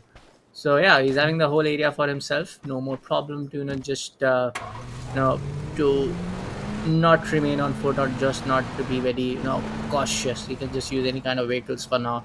But for now, we know for a fact that because we are, spectating, we're not playing. But as a player, he needs to be very, very cautious, very careful where you want to rotate, where you want to take fight or not. For now, he's just going inside a compound, going inside this abandoned factory, going in to find some loot here and there. He gets an RPG. Correct me from that's an RPG, right? Yeah, that's an RPG. And yeah, indeed. And we have another fight to Oh, watch oh. about. Oh, Beryl. I thought for the opponent's perspective there was a Beryl in hand, but no, with the Ace 32, Waits is going to push and take Okay. down the Ustad. Yes, Ustad is kind of a man who was able to get some good kills in the Taego map, Yeah. and then he was able to be very fruitful in the previous map as well, in the Sanhok one. But eventually, first map and the fourth one that were able to witness in this ROG Showdown series of PUBG PC, we have not seen Ustad doing wonders in these two particular matches. But yes, he was very good in the map of Taego and also in the Sanhok map. So it's good to see that in few of the matches the players are trying to capitalize, but eventually we all know in order to become the champion of this ASUS ROG Showdown series of PUBG PC powered by Intel, shopping partner being Amazon.in, you have to be consistent, you have to be the overpowering guy in every single match. It's not like a one show wonder. There are 5 different maps, there are 5 different plethora of tactics that you have to go with. In Sanhok, you have to survive. In Miramar, you have to play edge to Yeah. edge. In Erangel, you have to take control of the compounds. In Taego, you have to do everything that has to be done in the map of Sanhok, Erangel, and also in Miramar. That is the kind of map Taego is. In Vikendi, you have to be very precise. You have to avoid the blizzard zone as well. I mean, you can't really avoid it, but you have to survive in the blizzard zone because it can be very chaotic. You don't have the audio cues, you don't have the input information, you don't have the like right idea how to drive the vehicle because it's very slippery in the blizzard zone. You can't really control it. You are obviously going to get slammed in some other angle and maybe get taken down. But Hades, for now, in this match number 4, is holding a very decent spot. He might be able to shut down the player, but let's see how far he's going to push down. Picardo, again, is the area where these guys are surviving. On the hindsight, if you talk about this guy, Geek God, he's also holding a very decent ridge. And from this angle, I believe this is the angle of Mirage Journalist where the fight is going on. And from this angle, he's trying to scout where the players are. KitKat is definitely there in the top tier building, and I would love to see from that angle if there is a possibility of a fight coming in. Apart from that, we have few more players. We have got Translucent, who was very good in the previous matchup. He's still surviving, he's still holding his own ground. Let's see how far he's going to push his luck. Let's see, dude. Talk about South Indian BD. He's just holding down the same house lobby where we saw him previously around 1 minute or 2 minutes back. Almost like 3 minutes back, to be precise. Tabasagi God, he is on towards the same ridge, which is very much near to the radiator area, and he's just trying to hold in. Trying to get some intel with scouting here and there. He does see the vehicle over there where there's one guy trying to take a rotation. He can take some shots, although I'm not really sure if that shot is going to connect on the point or not. Yep, most of the ammo is going to get wasted around, and Ghostia won't be having any kind of trouble to just go out of that POI and take a rotation towards the next one. Let's see where are the other player folks. I want to see this perspective. We see another player roaming around the northern side from the perspective that we're seeing, and from the side of Geek God. He might have an idea. Okay, you just ADS over there, bro. But for now, talking about South Indian BD, he is engaging in a fight right now. Really want to see who is right now fighting off with the side of Tintin BD. Let's see. Let's see how the play is gonna go because right now he's still holding the Minas Yeah. restriction. The factories are what he's trying to uphold with. Let's see at the end what kind of a control this guy is going to have because if you talk about the rotations, we will have to see how Mirado is going to be useful. We have some other vehicles. The pickup trucks are going to come into the handy region. If I talk about X-Lane has got the AKM with the red dot. Well, that is the standard combination that we really see. But I usually enjoy the gun utilizing with the iron sight. I love the gun while utilizing an AKM. Along with that, the suppressor should be there. The extremely quick draw mag will be there. That will give me the upper hand. And apart from that, I just want to go ham with this gun while utilizing the iron sight. Not even a single scope to be honest. But there you go. It's basically a scenario where the players are flying from here and there, and we do see a lot of challenges being created. But let's see at the end who survives and who does not. It's Mr. Black has got the Kar 19, which is a very good weapon. But yes, you have to be very precise with it at the same point. Have a Hades stuck outside the circle, has to rotate, but eventually, in order to rotate, he is still waiting for a patient pick onto Stray because he knows that if the vehicle is parked here, there is somebody who's going to pick, and there you go. He peeks in, he spots the player. Unfortunately, all the 3-4 shots that he has taken down with this SKS were not that fruitful. Again, a similar mistake. If you know that the opponent is still aiming onto you, despite of the fact that he knows that which kind of gun have you got, remember he might be superior than you. You should not peek on the same angle. Yes, you should peek. I'm not saying that you should completely back out from the scene. You should peek, but eventually change your angle. Don't be the one who is going to peek from that exact angle every now and then, because then the opponent will have a greater idea of what is your possible next stance, what is your possible next step. You are going to become predictable. You are going to be the one which is going to be an easier target for that opponent, and that's exactly what happened to two good players in this game. And again, I have to say, be a little bit more precise with it. But yes, at the same point, Fierce trying to rotate and also getting some good kills with the OG3. Hands down, a decent player. Yeah, decent play, but in the end, it was just going to be just one single guy to stand to top to have that winner chicken dinner. But for now, folks, there are going to be a lot of players. I mean, compared to what we're seeing, it's just as usual compared to what we see in the other maps. Miramar is one of the where the zone is shrinking the slowest, where the area is getting I would say getting stringed up. The players getting stringed up pretty much slow. So yes, players have a lot of time to think hand where they want to take fights, whether they want to take fights or not. But if you ask me personally, you gotta go for the fights. But crazier than Kate, we're talking about fights. There you go, the fire tag coming in, the fire clan coming in, and taking down the side of Eddie. Now it's going to be really crucial for side of Eddie, because for the last 2 months we were able to see Eddie getting knocked off and eliminated pretty early in the game, so he needs to step back a little bit and think what's going wrong from his side.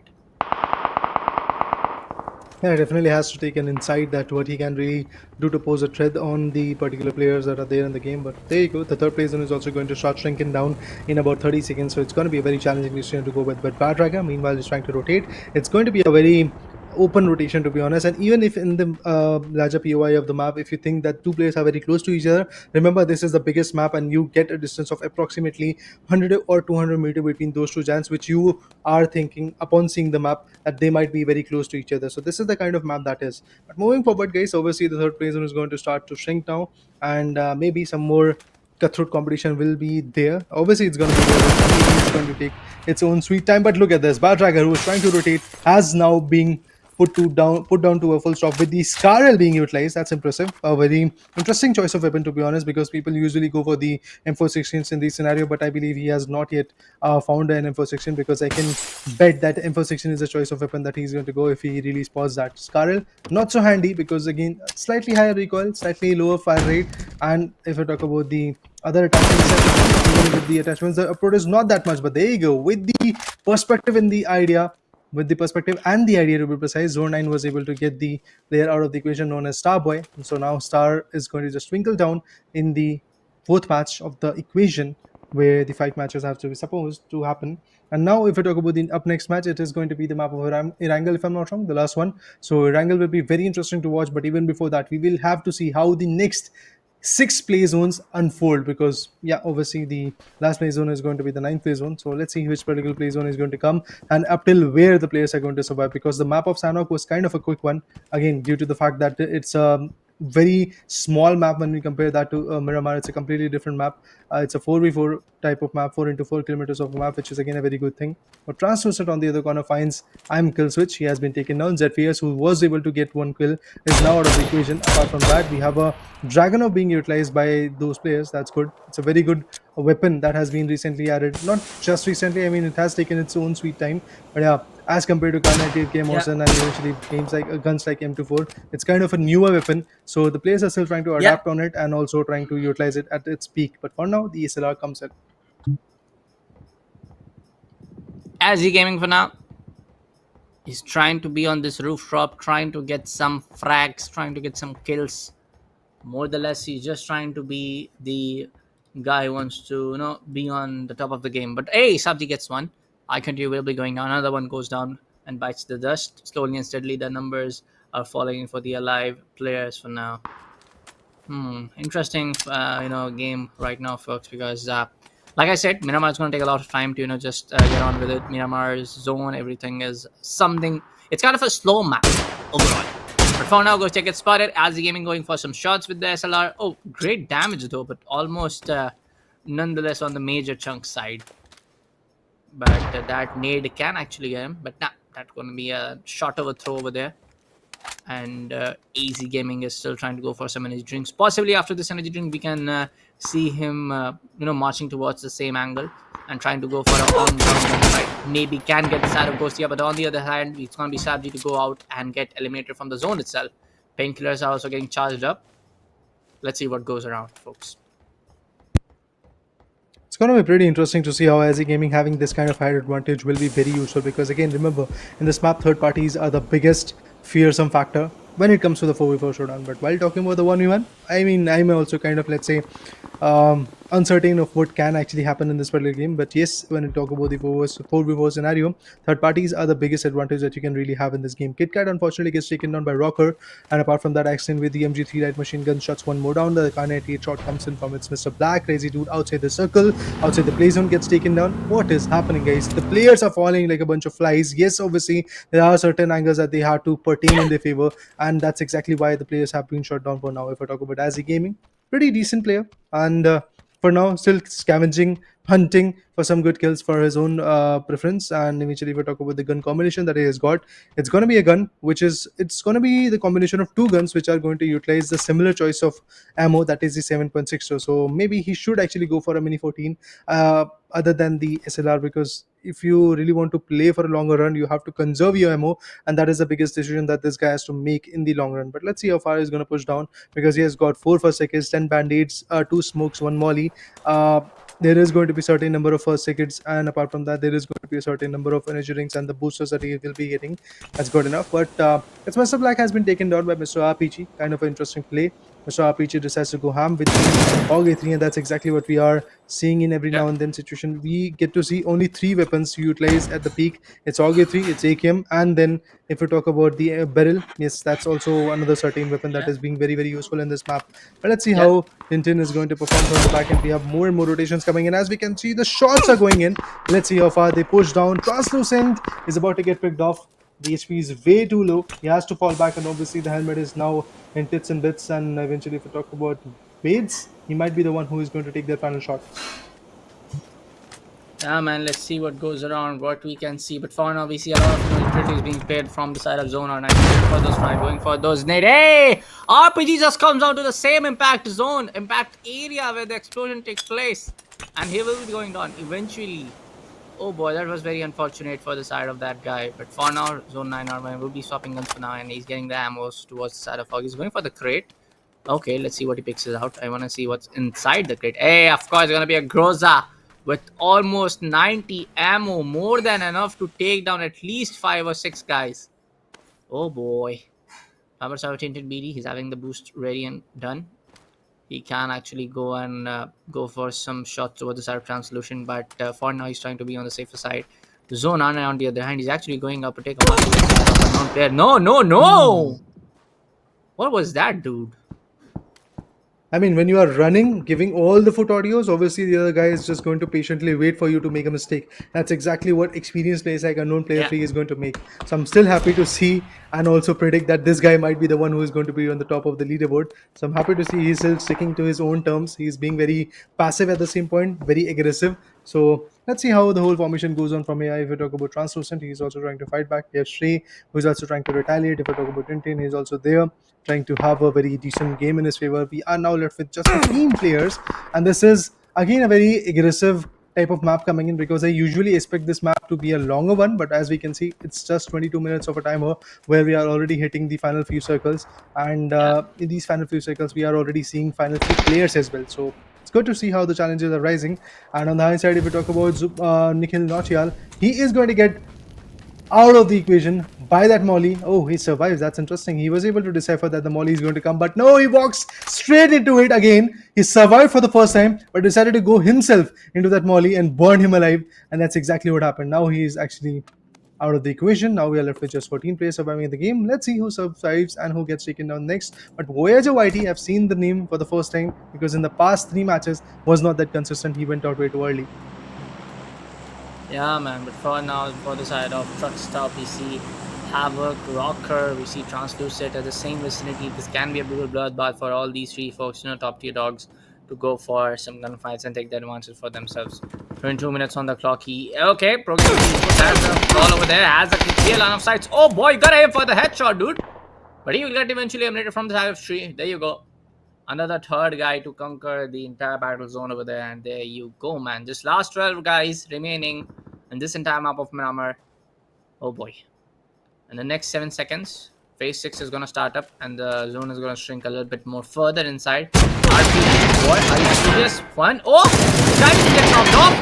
Less control percent HP. Going for the barrel frag. This can go. Oh boy! Ghostia, what did you just do, dude? Easy gaming with that maneuver around the crate. Huge blunder, huge mistake coming in from both these guys. Oh. Sheesh, dude. I was expecting that to be Big honest. mistakes, but eventually the price is quite high, to be honest. Yeah, exactly as you said.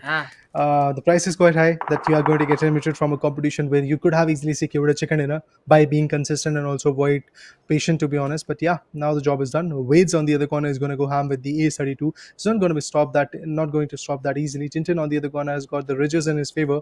He is going to play along with it, but he's now outside the circle. He has to rotate back, and eventually, if you talk about the phase 6, that means your circle 6 is actually going to get shrunken down in a span of 2 to 3 seconds, I believe. And once the circle starts shrinking, Tintin has to run for his life, because if he's stuck outside the circle, obviously his zone damage is going to eat him up. He's going to get pinned down due to that. But evades, if I talk about him, again at a very decent spot, but at the same point outside the circle. So he has to be in the circle. Even before that, he wants to take down Rocker, he wants to take down Cyanide, he wants to take down players like Voyager, who are still controlling the fights in their favor.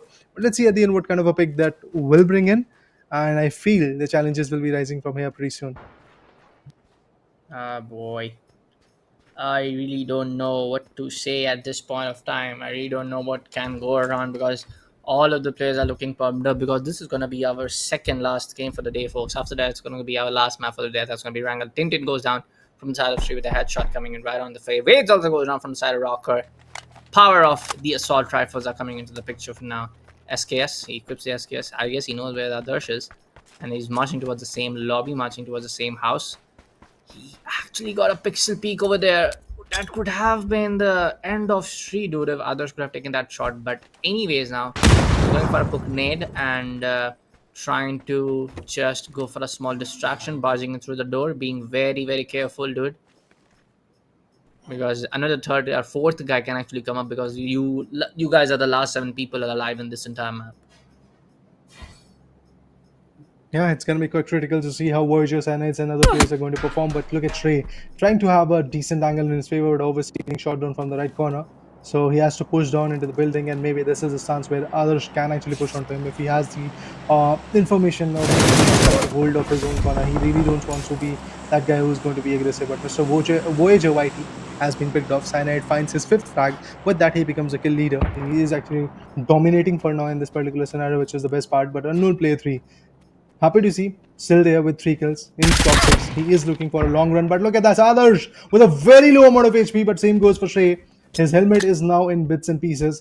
On the hindsight, if we talk about the level 3 helmet, it is a level 3 vest to be precise. This is going to be advantageous, but Adarsh about to get kaboomed by the nade, but he decides to completely bail out from the scenario. But some more plays are going to be there. It's AUG 3. Oh, but what? This guy had the AUG 3, but still was not that precise. On the hindsight, Adarsh decided to go ham with the shotgun, and that too a pump action shotgun, a S1987. Completely was not expecting that, to be honest, guys. This moment was not at all expected from my side, to be honest, personally. But yeah, now we are left with just 4 players. We have players like Axlin, we have unknown player 3, we have Rocker, and there is one more player who is kind of outside the circle, so I have to see how he's also going to push into the circle and maybe have his own advantage. That is Adarsh. Yep.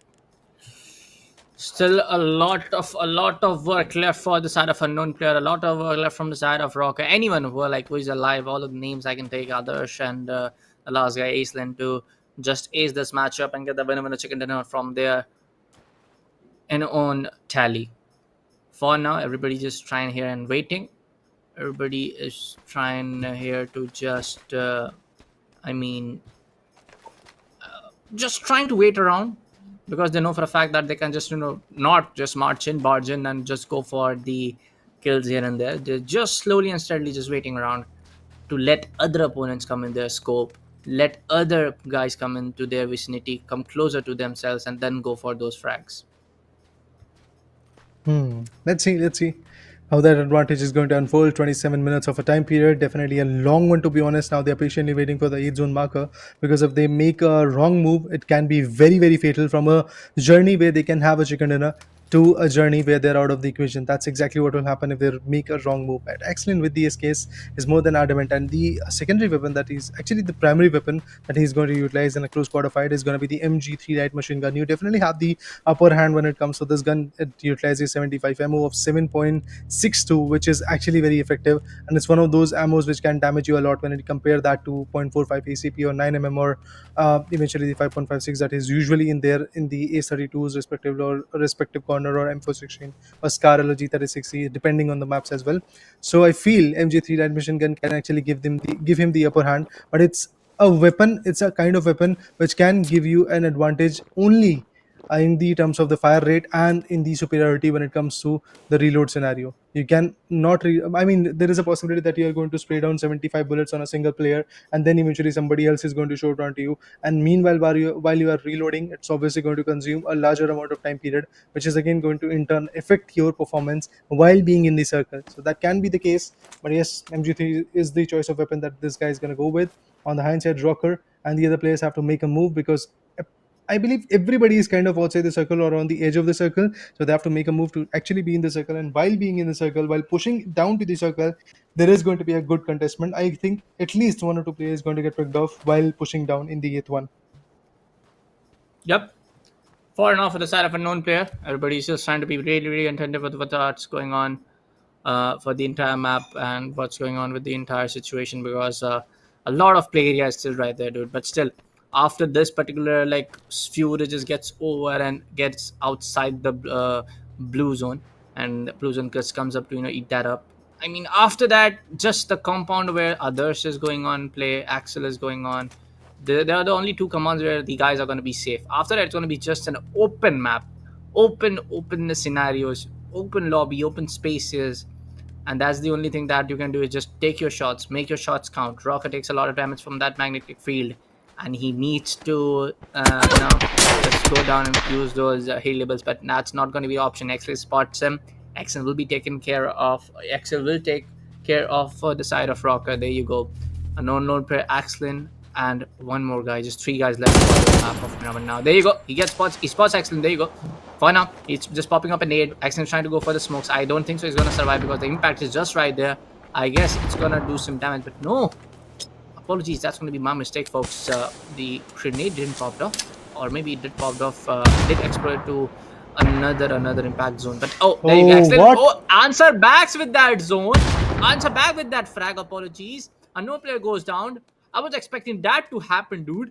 But for now, others will try to take care for the side of Excellent now with the MG3. Not really sure if this can be a very, very versatile weapon in the long range with what distance others is standing right now on.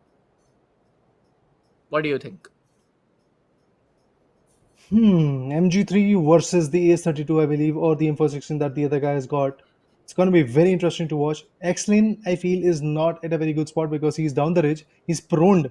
So that can be a very uh, disadvantageous situation for him, to be honest, because being prone Yeah. is obviously going to not let you aim higher to the heads of the opponent, and you might not be able to hunt him down. But on the opponent's perspective, we have got the AUG E3. It's going to be very interesting to see how utilizing the AUG against the MG3, which is again going to be a very different type of weapon. When AUG, if you talk about AUG, it has got the compensator and the extended quick draw mag with the I guess angle flow grip or some other type of grip. I would love to see that. But apart from that, the red drop is red dot scope is also there.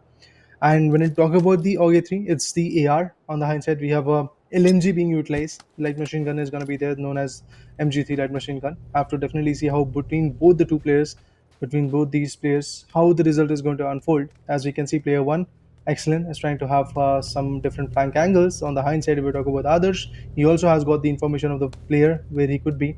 But now both of them have to make a move. Both of them have to be in the circle, and that's going to be a very critical part. Look at this. Adarsh is already getting pushed from the back ends by the circle.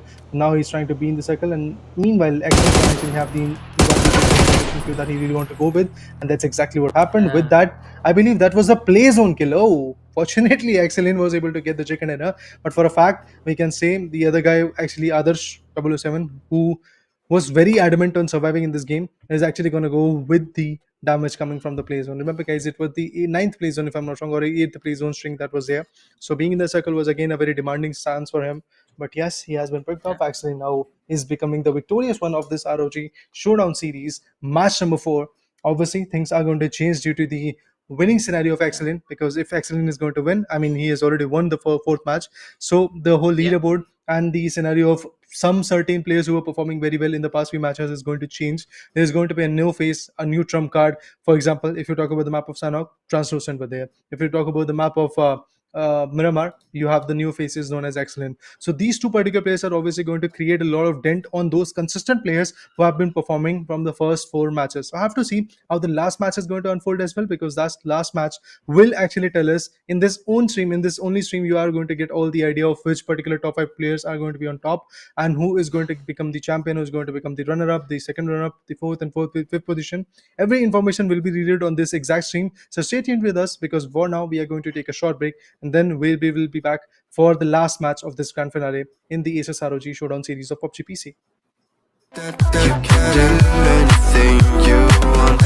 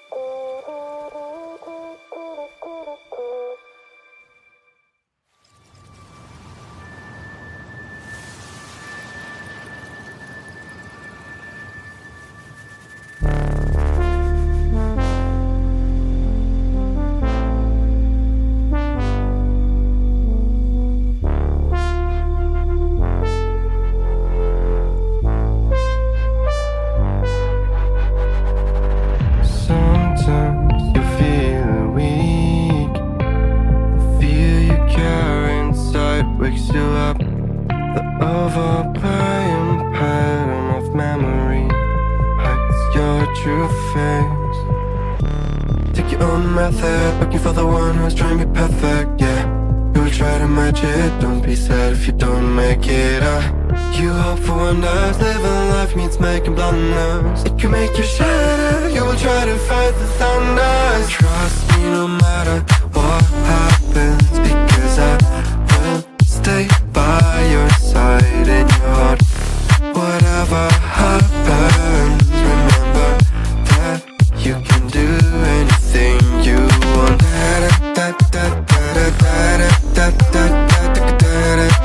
You can do anything you want.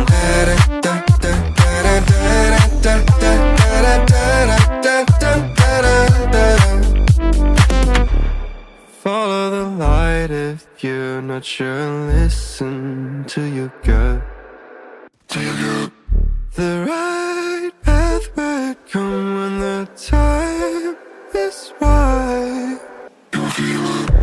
Take your own method, looking for the one who's trying to be perfect, yeah. You'll try to match it, don't be sad if you don't make it. You hope for wonders, living life means making blunders. It can make you shatter, you will try to fight the thunder. Trust me no matter what happens, because I will stay by your side in your heart. Whatever happens, remember that you can do anything you want.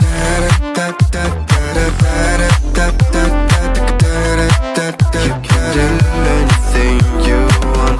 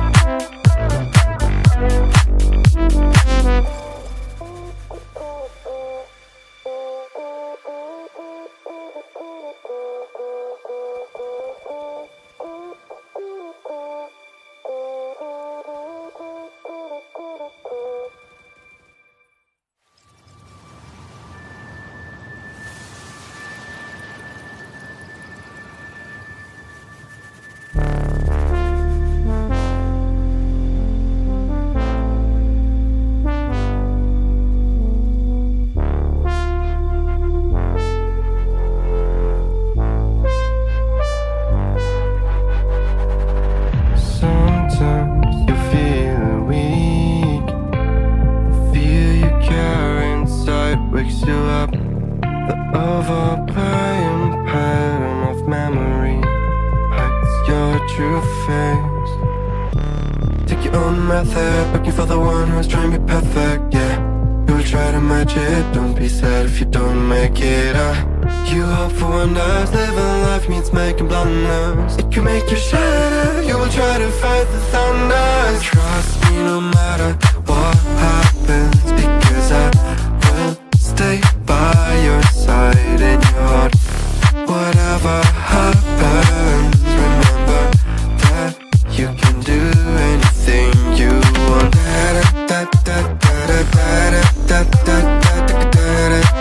You can do anything you want.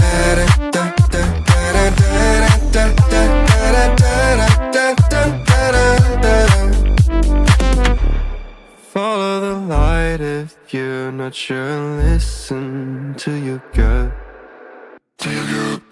The right path might come when the time is right. Take your own method, looking for the one who's trying to be perfect, yeah. You will try to match it, don't be sad if you don't make it.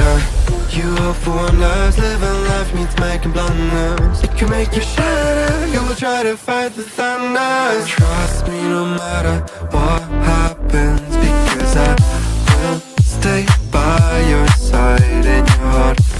Whatever happens, remember that you can do anything you want.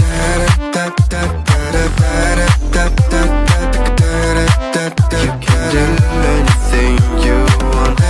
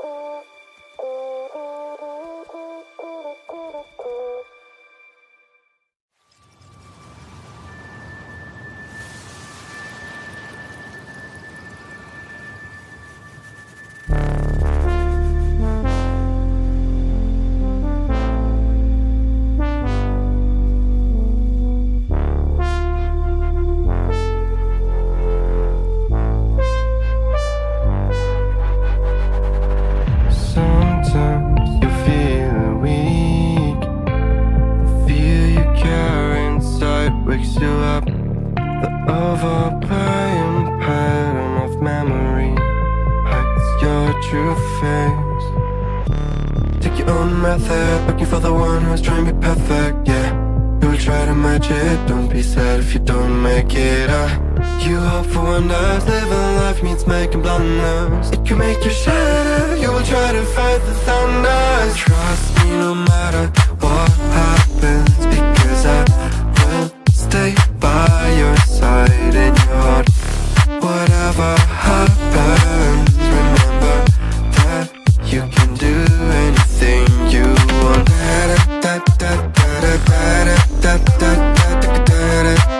You can do anything you want.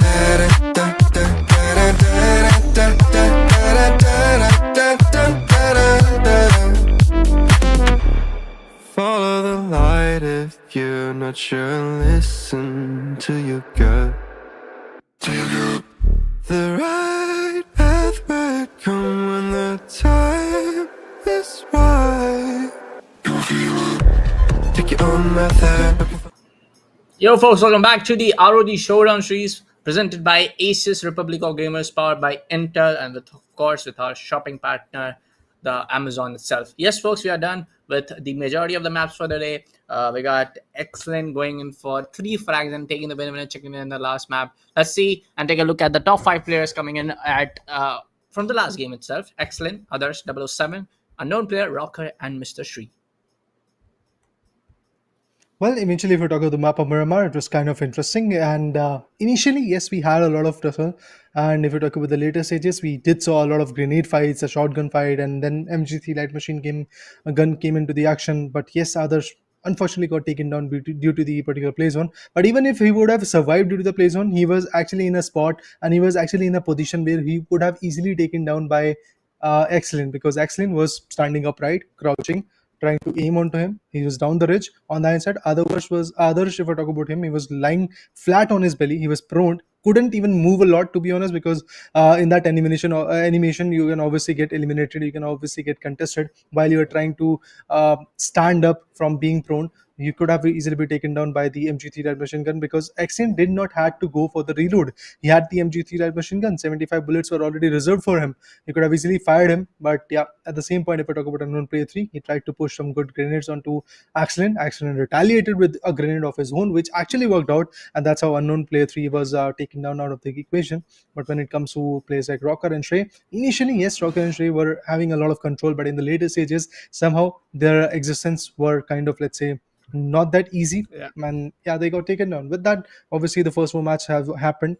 They were very, very interesting. The ups and downs that we did saw from the start of this particular matchup was Yeah. absolutely amazing. But now, coming up in the sequence of ASUS ROG Showdown series of PUBG PC, up next we do have the map of Erangel, the OG one, the map which every guy has got a read for. And if you're a PUBG fan, if you're a PUBG PC fan to be specific, yes, Erangel is the map which is kind of the go-to map of every single individual.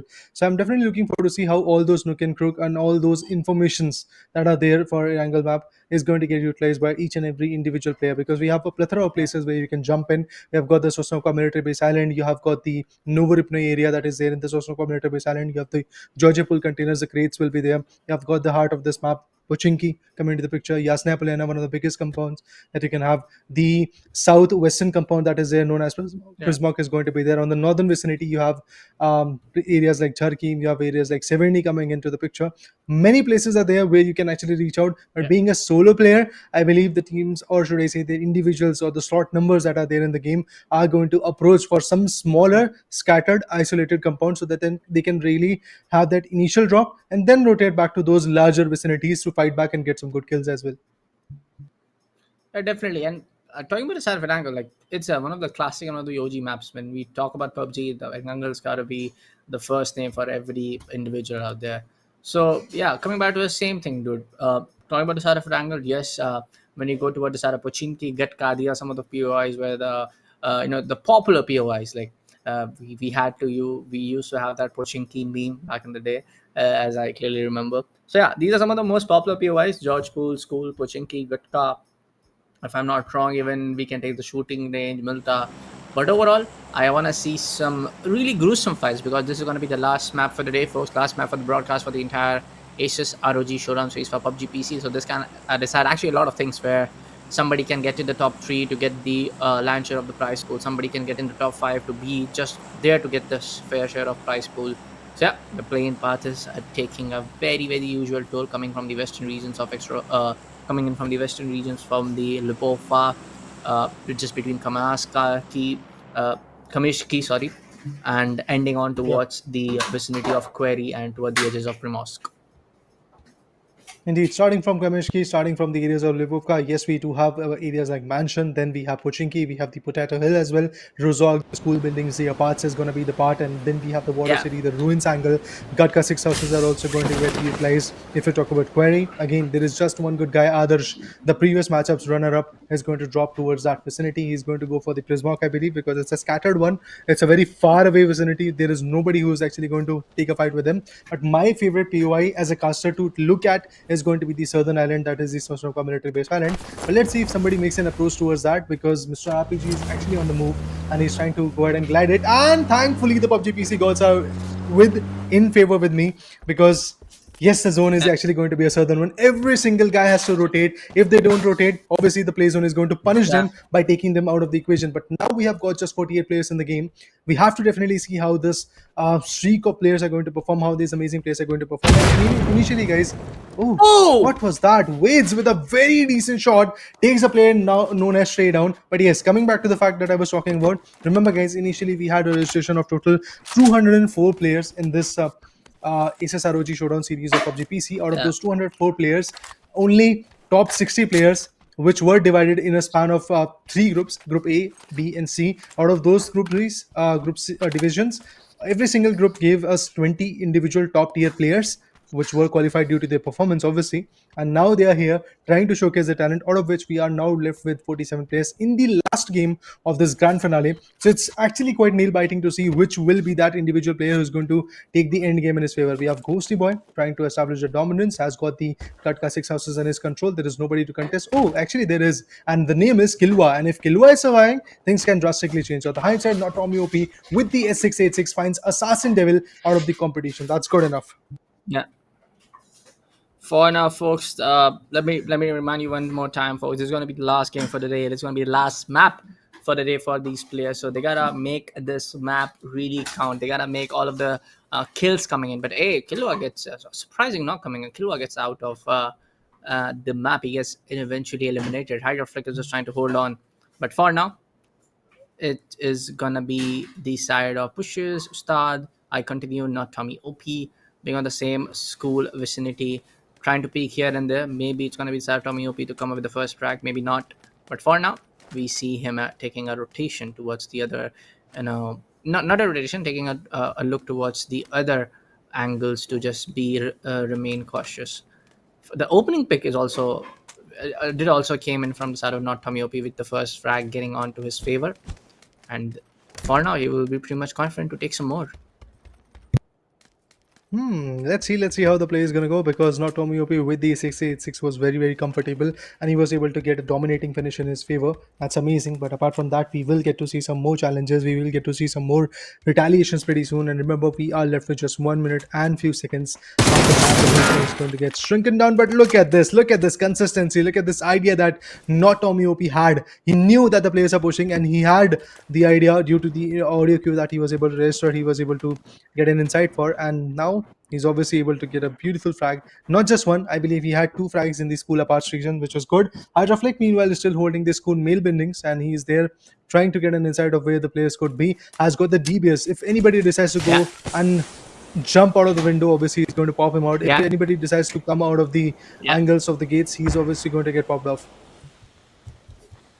Let's see, man. Rocker gets one. Black goes down. In the first match, in the first 5 minutes, we are almost seeing 10 or 8 bodies going down and getting eliminated. Talking about the side of not Tommy OP, still right there in the same vicinity. Same building, actually, just came down from the terrace flat. Oh, he gets a shot coming from inside that first, takes a 37 tag. Going for some boost right there. For now, we can see, yes, he's going in for it.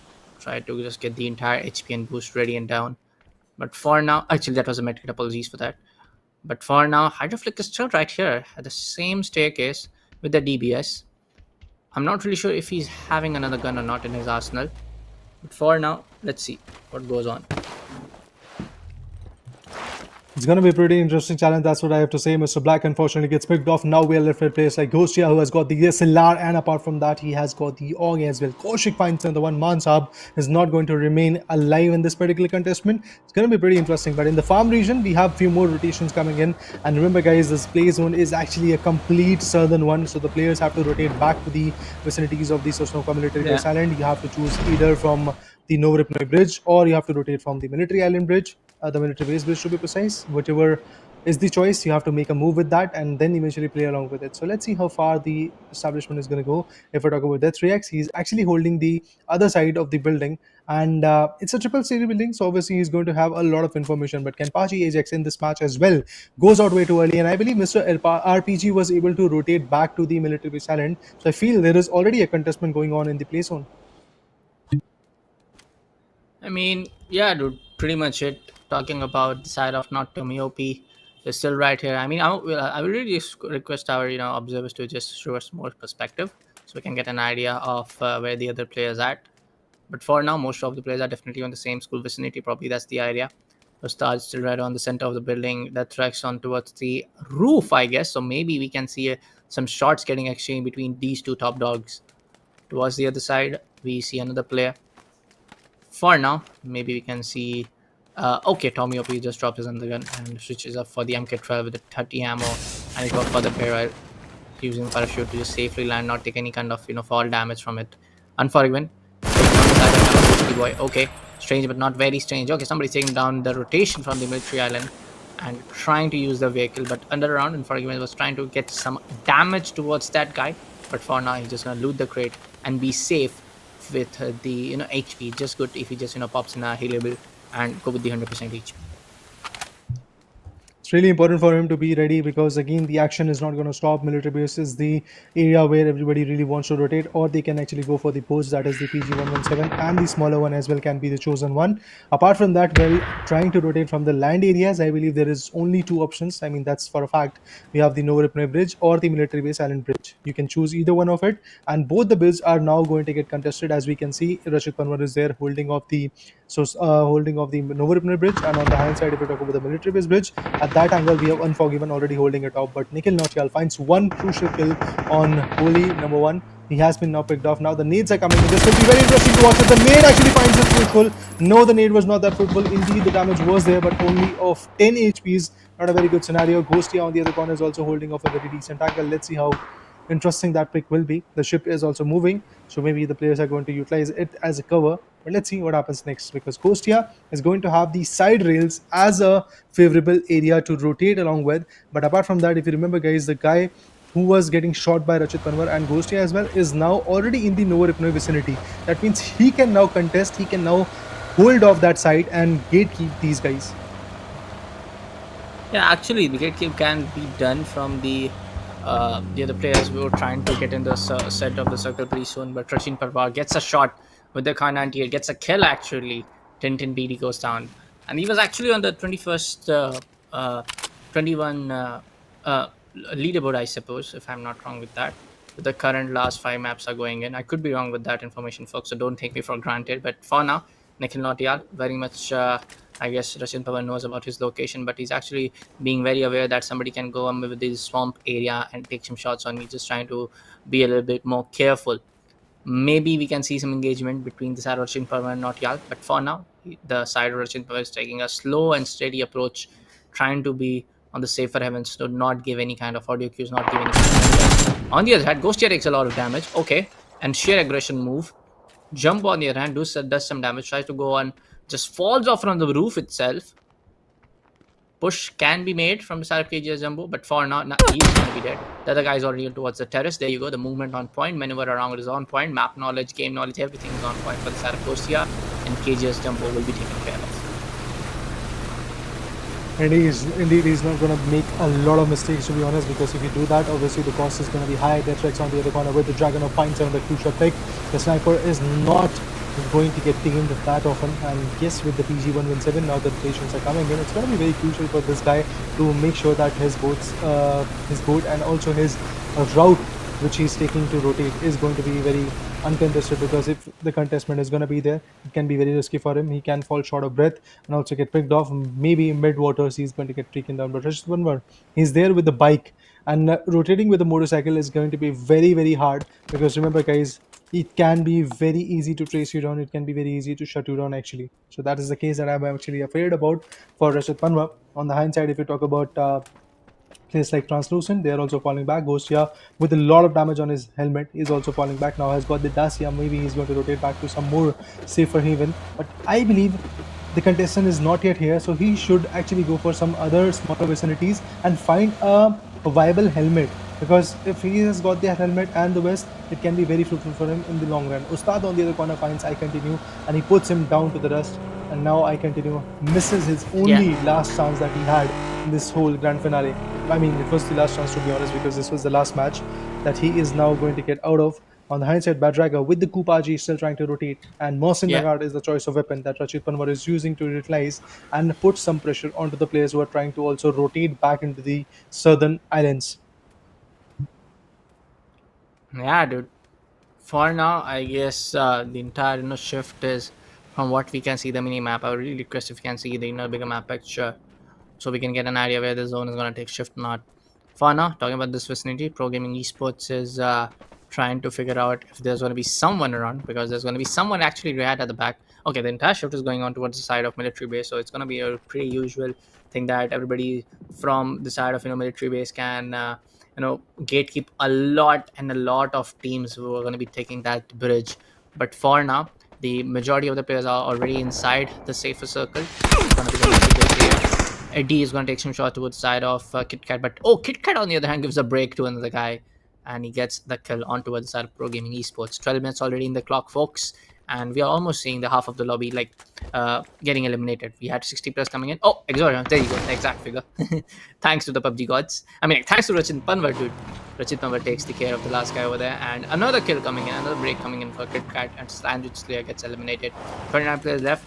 12 people are still remaining in. Rachit was still right there on the same vicinity. Okay, he's taking a little bit of damage though. He needs to make sure that he gets inside the play area. Indeed, I mean the play zone is just going to eat some kind of chunk of their HPs, and obviously when the number of play zone increases, like basically when the third play zone, fourth play zone, and fifth play zone is going to come, obviously the intensity of this HP damage is also going to increase a lot. But right now, Rishi Kanwar is going to move forward to loot some more crates so that he has got that decent utility. But in the bunkers, now we have players like Ghostia on the hangars to be precise. Yes, we do have bunkers in the sheltered region, but this is the hangar region that is in the southern part of the military base island. I would love to see how this particular initiation is going to be effective. Tabahi on the other corner gets taken down. That's an irony. The name is Tabahi, but he himself gets shattered.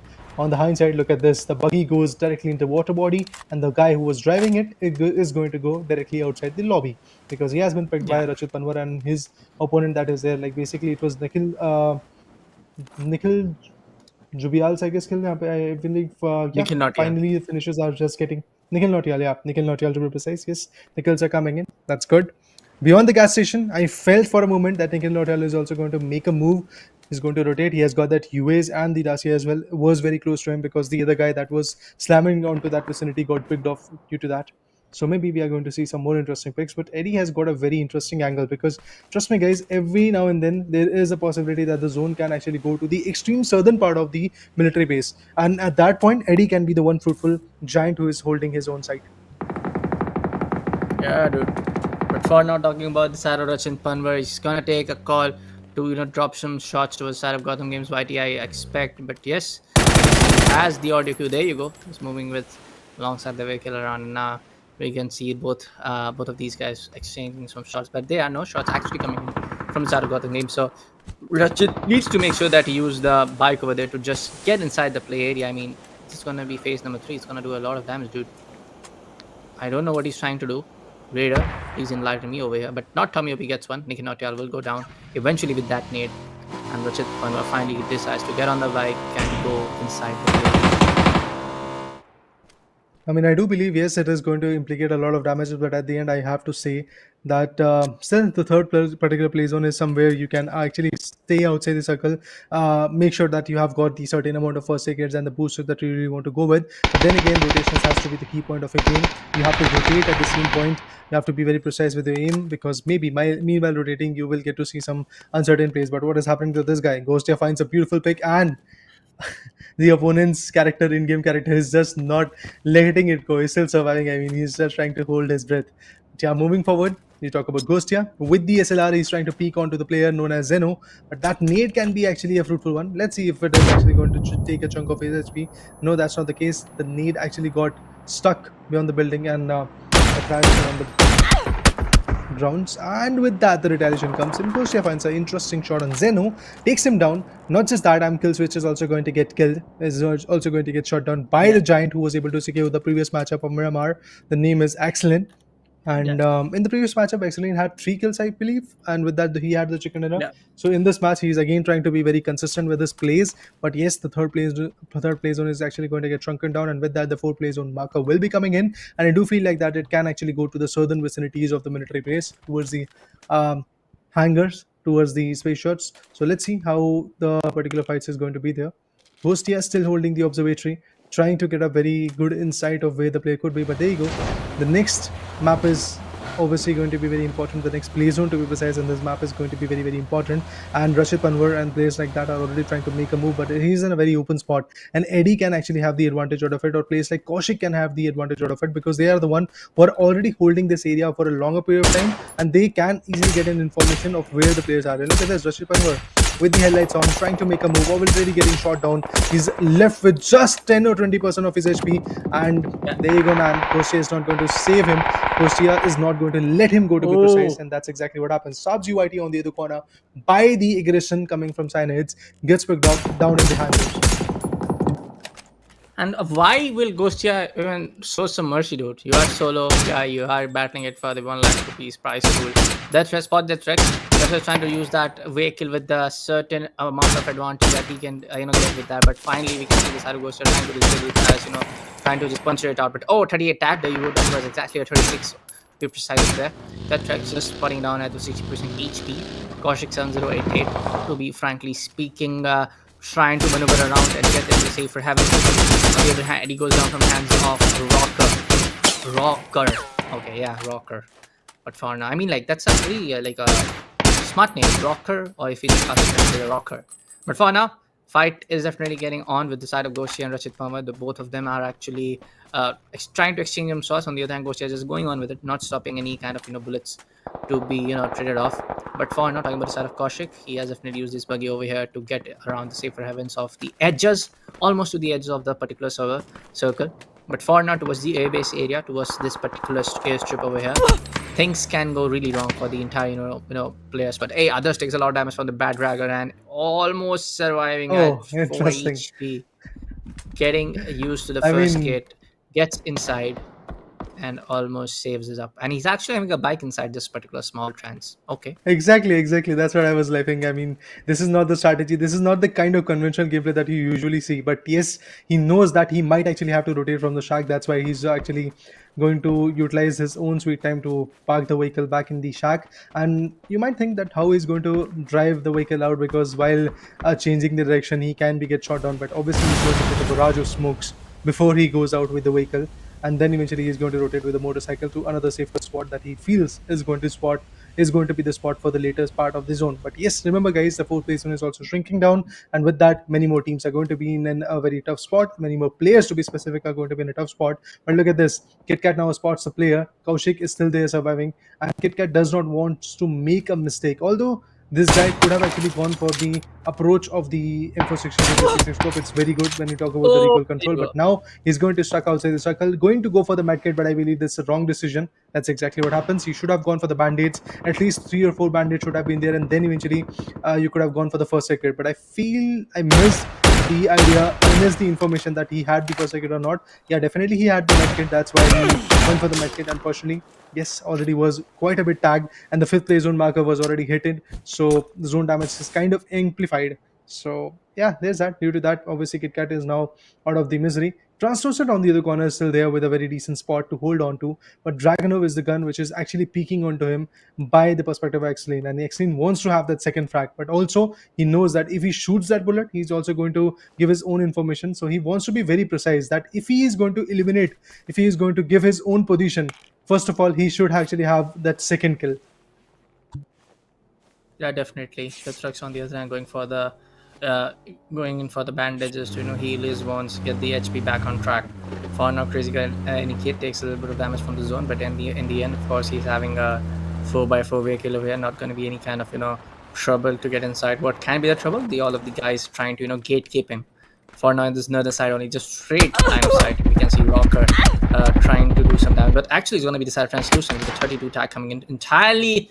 Just bursts out on towards side for Crazy and Nikit. He goes down. Last 10 players are remaining in, folks, on towards the side of military base. Some of the players do have a really, really good cover and compound to focus upon, but others right out there in the open, scattered here and there, just like a deck of cards, left around in an abandoned house here and they're just flying all over the place, all over the house. And that's exactly the same kind of situation right now with the players, because there's not going to be a 4v4 fight, folks. This is the solo all for 1v all for like all man by themselves, exactly. And pretty interesting, pretty slow also, but pretty on towards that every individual skill is getting tested over here. Yeah, definitely agreeing with your points that the contestment is quite surreal, and being solo is obviously going to put a marker on your face that you have to be the one who has to do all the heavy lifting. Again, coming back to the fact you have to become your IGL, your assaulter, your flanker, your support player. Everything has to be there from your own perspective. So as an individual, definitely the 1v1 showdowns are going to be a bit more Yeah. tough, and that is the reason why this ASUS ROG showdown series of PUBG is kind of very, very interesting, to be honest. But yeah, through the drone shot, we did saw Ghostia holding a very decent shot, and he is going to take down Chinese, who had been holding for a longer period of time the areas of hangars. But now he had to make a move, and eventually, while making that move, he gets picked off. And look at that, Darcy is still moving due to the fact that it was on actually on the boost. But yes, Ghostia, Deathrex, and many more players like Unknown, Player 3, Axelin, Rocker. These are the few giants that I'm actually quite skeptical about, because eventually, if we talk about their plays, these are the guys who loves to be the consistent one. But look at Unknown player, still stuck at the eastern flank of this particular map. He is still holding his own ridge. He's not moving a lot, not going to make a lot of moves. So maybe he's going to become one of those guys, one of those players who is still going to have the audacity to claim himself the consistent one, because in the past 4 matches he was very consistent. But in this one, things might change, because now he's actually in the top 8, but he still has to travel for a journey of at least being in the top 4, top 5 to be precise, if he really wants to get the significant amount of points while being the table topper of the list. But moving forward, Excellent is trying to peek onto Ghostia. Ghostia was very, very fruitful, and he is the kill leader for now. Maybe in the next few circles, in the next few certain angles or seconds, he's going to get taken down pretty soon. Because again, if you talk about Ghostia, his position is kind of already uh, amplified. His position is kind of already revealed to all the other opponents due to the shots that he was taking on multiple players. And obviously, being the guy who has got the compound, you are Yeah. obviously going to become the center of attraction. So that may be the biggest reason why Ghostia can be taken down in the later stages. But even before that, as we can see, Excellent is trying to have a great spot. Dragonov is the gun that is actually on for him. Let's see if his shots get connected. Oh, indeed, the bloodshed is there, but another shot does not connect it. And with that, the position is going to change. Ghostia finds another one. What is happening to Ghostia? He's just going ham. He's taking players bit by bit, one by one. He's taking down the lobby all alone. All alone, and take a look what's happening. And Deathrex is trying to be the just trying to hold on to the grasslands, trying to use them as a camouflage. But I don't think so that's gonna happen every time around when the players are gonna get towards you, get very near to you. Talking about the side of Rocker, he's getting towards this silos over here. But for now, talking about the side of Xlin, he's also trying to hold up on. Everybody's just trying to hold on the angle, except the side of Rocker. He's seeing a lot of shots, some really, really nasty driving going on here to just avoid the bullet threats coming at his side. For now, I guess it's going to be just firing shots. Play coming in from side of Xlin, but no, boy, Zora9 gets it, but oh, it's actually going to be... Oh boy, Rocker was trying to find him. Zora9 gets it, and that's a gift, actually, lifeline gift coming in for the side of Rocker. Dude, that was intense. I almost gave you the wrong information. I casted the wrong information that he was able to get the kill. But there you go, 5 players are still alive, and Rocker does get the second chance to remain inside the game, remain alive inside this game. And this can go pretty tough for him, because there's going to be Kaushik coming in from the abandoned plane over there, just right behind him. Zora9 definitely knows that Rocker is still right there, lurking in. So 3 players are over here. Other 2 just being the lone wolf and the tamed wolf for now, just peeking slowly, steadily. Yeah, if I talk about Zone R9, definitely has got the audacity to take down players like Excellent. But after that, if you talk about Ghostia, now he has to make a move. Yes, he has got 6 or 7 kills, but now this is the time where he has to really make a move and be in the circle. Because if you are not going to grant the respect to the particular playtime and also the circle, it is obviously going to eat you alive. And that's exactly what happened to players like Adarsh in the map of Miramar. That's exactly what Ghostia does not want to happen to himself. But on the hindsight, I am pretty interested to see what Unknown player is capable of, because in the past 4 matches he had been very consistent. My prediction is also onto him for the being the champion of this particular tournament. But for now, Unknown player is just being very passive. He's just adamant on the fact that he's going to survive till the end. He's going to hold off his breath. He's not going to be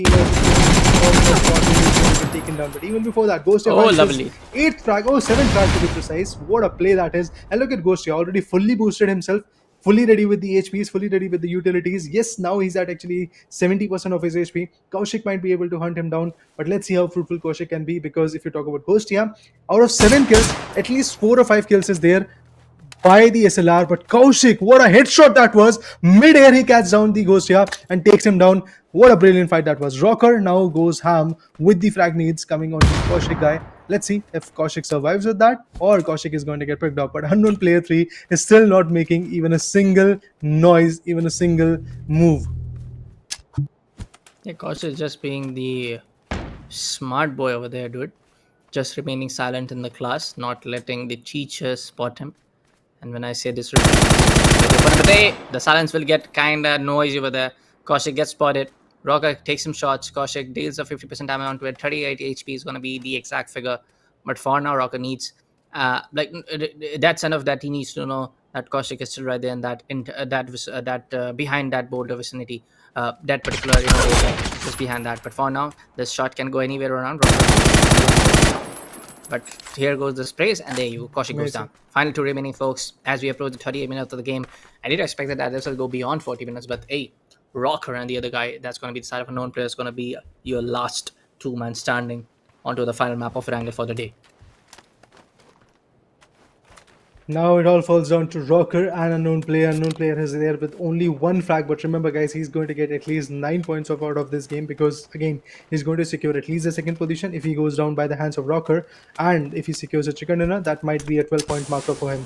So it will be very interesting to see if it is going to be a situation where he's going to stop at just 9 points, or he's going to go and travel all the way to attain certain amazing points in his favor, which is the 12 number of points that he is going to get if he gets a chicken dinner. I mean, 10 for the chicken dinner and 2 for the kills that he's going to have. In total, obviously 12 points in this particular individual match. But let's see how Rocker is going to stop him, because Rocker now has got the drop gun. The P90 comes into the picture. Let's see if he can be very useful with it. The Carnity shot goes in with that. The position is now being revealed. The canted side is what being utilized for now. And now comes the 8x, and there you go. Once again, the canted side P90 is going to be utilized. Very precise with the aim is going to be the case for both the players. They have to be very, very precise if they really want to show down their spirits. Yeah. For now, Rocker angles are exposed. The line of sights were there. No player didn't take the shot though. Really onto their toes for now, folks. Rocker with 4 kills. He's having the P90, and this is a very deadly weapon. You get very close quarter combats when you take those close quarter. Oh! You gotta take the shot. Okay, Rocker doesn't see him. A known player is just trying to be that smart boy over here. Rocker, are you serious? Just watch your back. Come on, dude. Come on. Please move around your mouse a little bit. Come on, bro. But for now, we're just having a little bit of fun, and there you go. Winner, chicken dinner coming in with the side of a known player. A known player actually takes a second map victory with 2 kills on this map, and a known player did also take map number 2 with 6 kills. So pretty much in the top 3 for now, in my opinion. Well, my prediction was that he's going to become the champion, so let's see if it stands correct or not. But yes, he has been able to get the highest amount of chicken dinners today, and that is the map of Taego and the map of Wrangler, both of those conventional maps, which is actually going to be very, very useful for him. Apart from that, I did saw in the map of Miramar as well, he was able to get 8 or 9 points in his favor due to the fact he was taken down by others. Excellent, with a good nade. It was very interesting to watch. But now moving forward, Unknown Player secures the final of this ASUS ROG Showdown series of PUBG PC. The last map, the last game, the last match, whatever you want to call it out, is going to be in the favor of Unknown Player. What an interesting play that was, to be honest. Unknown Player from the start, if I'm not wrong, was very, very dominant. Initially he had some frags, but when he did saw like the play zone is completely being pushed down to the southern angles, the military base vicinity is where the play zone is going to reside, or maybe the hangars or silos is the area where the last few circles could be. He decided to go all quiet. He was not even making a move. He knew where the players are. He knew all the information. He had all the idea, but he still decided to be very dominant. This is what we call the trigger discipline. He had that. He had that patience play in his favor, and eventually, due to that, we already have an idea. We already have a clear-cut winner in this particular match. But yes, in order to say who is the winner, who is the champion of the overall perspective, I believe we have to wait for a little longer. But don't worry, guys. In this exact stream, you will get to know who are the top 5 teams, who are the top 5 players, who are the top 5 slot numbers who have got their victorious faces in our screens. And apart from that, they're going to get cherished with the 1 lakh rupees prize pool that is there for this beautiful ASUS ROG Showdown series of PUBG PC, powered by Intral, and the shopping partner being the Amazon.in. Yeah, man. Also, talking about how individual players were coming in, how we saw initially on the first 2 maps that we saw a lot of actually 3 or 4 players coming in, that going in for 6 or 7 kills. Definitely one of the name was unknown. Translucent also went for 7 kills on the third game itself. So I do believe that yes, In terms of the kill points, I know how the kill point scenario is going to work upon. The usual competitive rules are going to apply on the global play book, global rule book for the side of PUBG.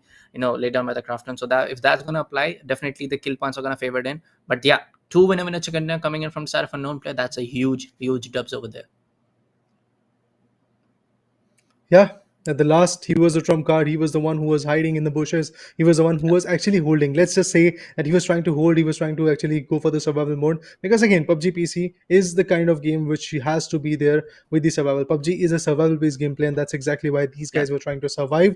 But yes, in order to survive, he actually was able to undermine his own frags. If he could have gone aggressive, maybe he could have got 3 or 4 frags more. But then maybe the notion of getting a chicken dinner in this last match could have gone down to the Yeah. rest. That's why unknown player knew that he has to push forward. He has to do everything that is possible in this individual map. That's why I decided to go for a safer approach to get those 10 confirmed points that you get while taking the chicken dinner.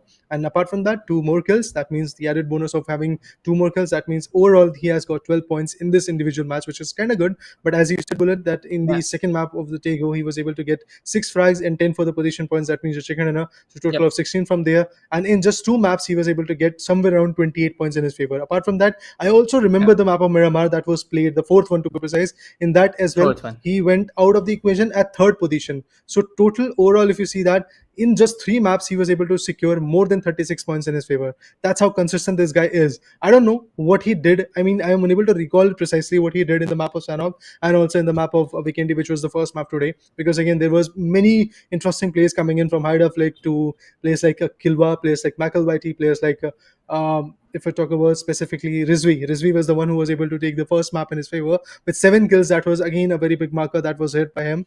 So we have already seen a very interesting output coming from all the individuals. But remember, guys, this Yeah. journey was a long one. Players that were able to register were 204 in numbers, and from that number, obviously the bifurcation was there between 3 groups: group A, B, and C. Out of all individual groups, they were just the top 20 players due to their kills and the performance, the position points, obviously in the leaderboard. If they were in the top 20, they were invited in Yeah. the grand finale. And yes, in the grand finale, we did saw some beautiful contestment, and at the end, the result is clear. We had 4 5 interesting matches. Initially, starting from Vikendi, the snowy map contestment was quite high. We did saw quite a few interesting plays and also quite a few savior battle come into the picture. But then, if you talk about the map of Taego, it went completely on a different side, where Hydra Flake was going ham, where Unfigure was trying to take some good fights in his favor. If you talk about Kilwa, he was also trying to contest a lot. When you talk about the map of Sanhok, a very small map, but yet very contested one. At the same point, when you talk about the map of Miramar, it was also very interesting.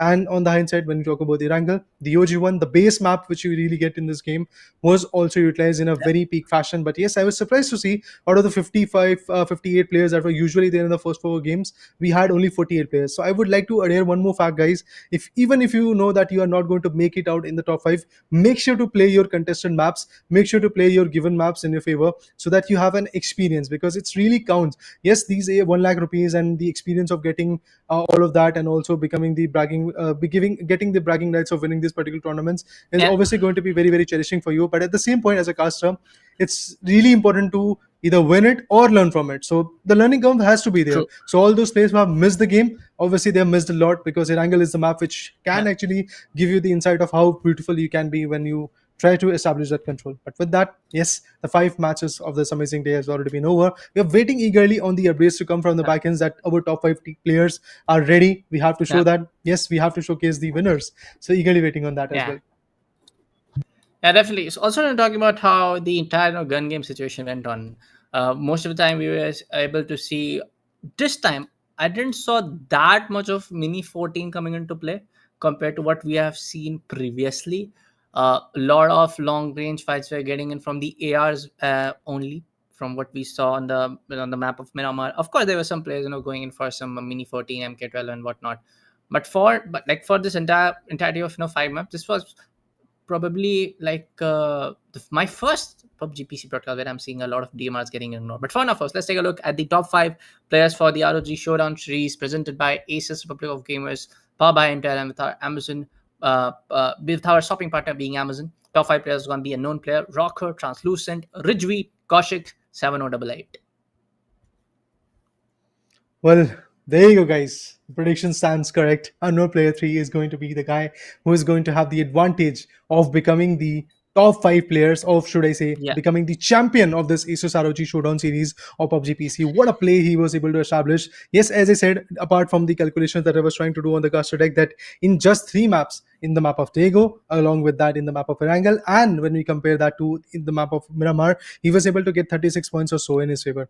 The total point that he has got from the back end, we have got the information, is 40 points. And apart from that, when we talk about Rocker, he has also got some serious points in his favor. So definitely the job is absolutely impressive. Rocker had 31 points out of his 24 plus, 20 points were for placement, 11 for the kills. Translucent, 22 points from his perspective. Rizvi with 21, Kaushik with 19. These are the top 5 players. Yes, the other amazing players were also able to establish their own dominance, but at the end, the job is done. This particular matchup of GPC has been done. But tomorrow, Rocket League will start. But day after tomorrow, if I'm not wrong, we have the CSGO action also coming in. Back to back 2 good days of CSGO will be there. Then Dota 2 is also there. So it's a long journey to go. Make sure to subscribe the page of ASUS ROG India. And apart from that, Bullet, do you have anything to add on, man?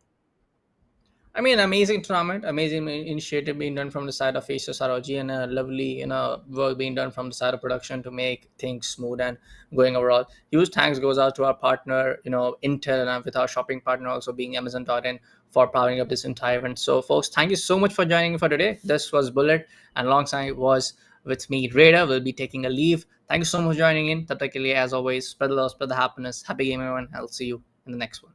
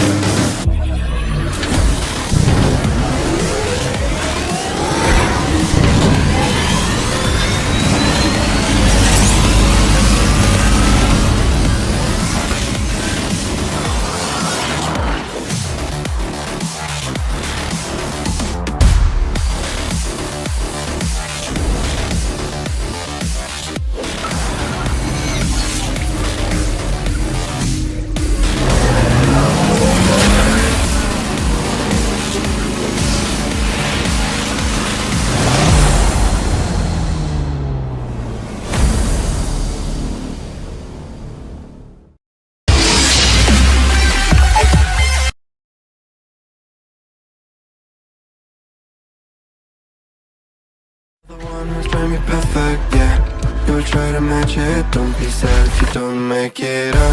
You hope for one last, living life means making blunders. It can make you shatter, you will try to fight the thunder. Trust me, no matter what happens,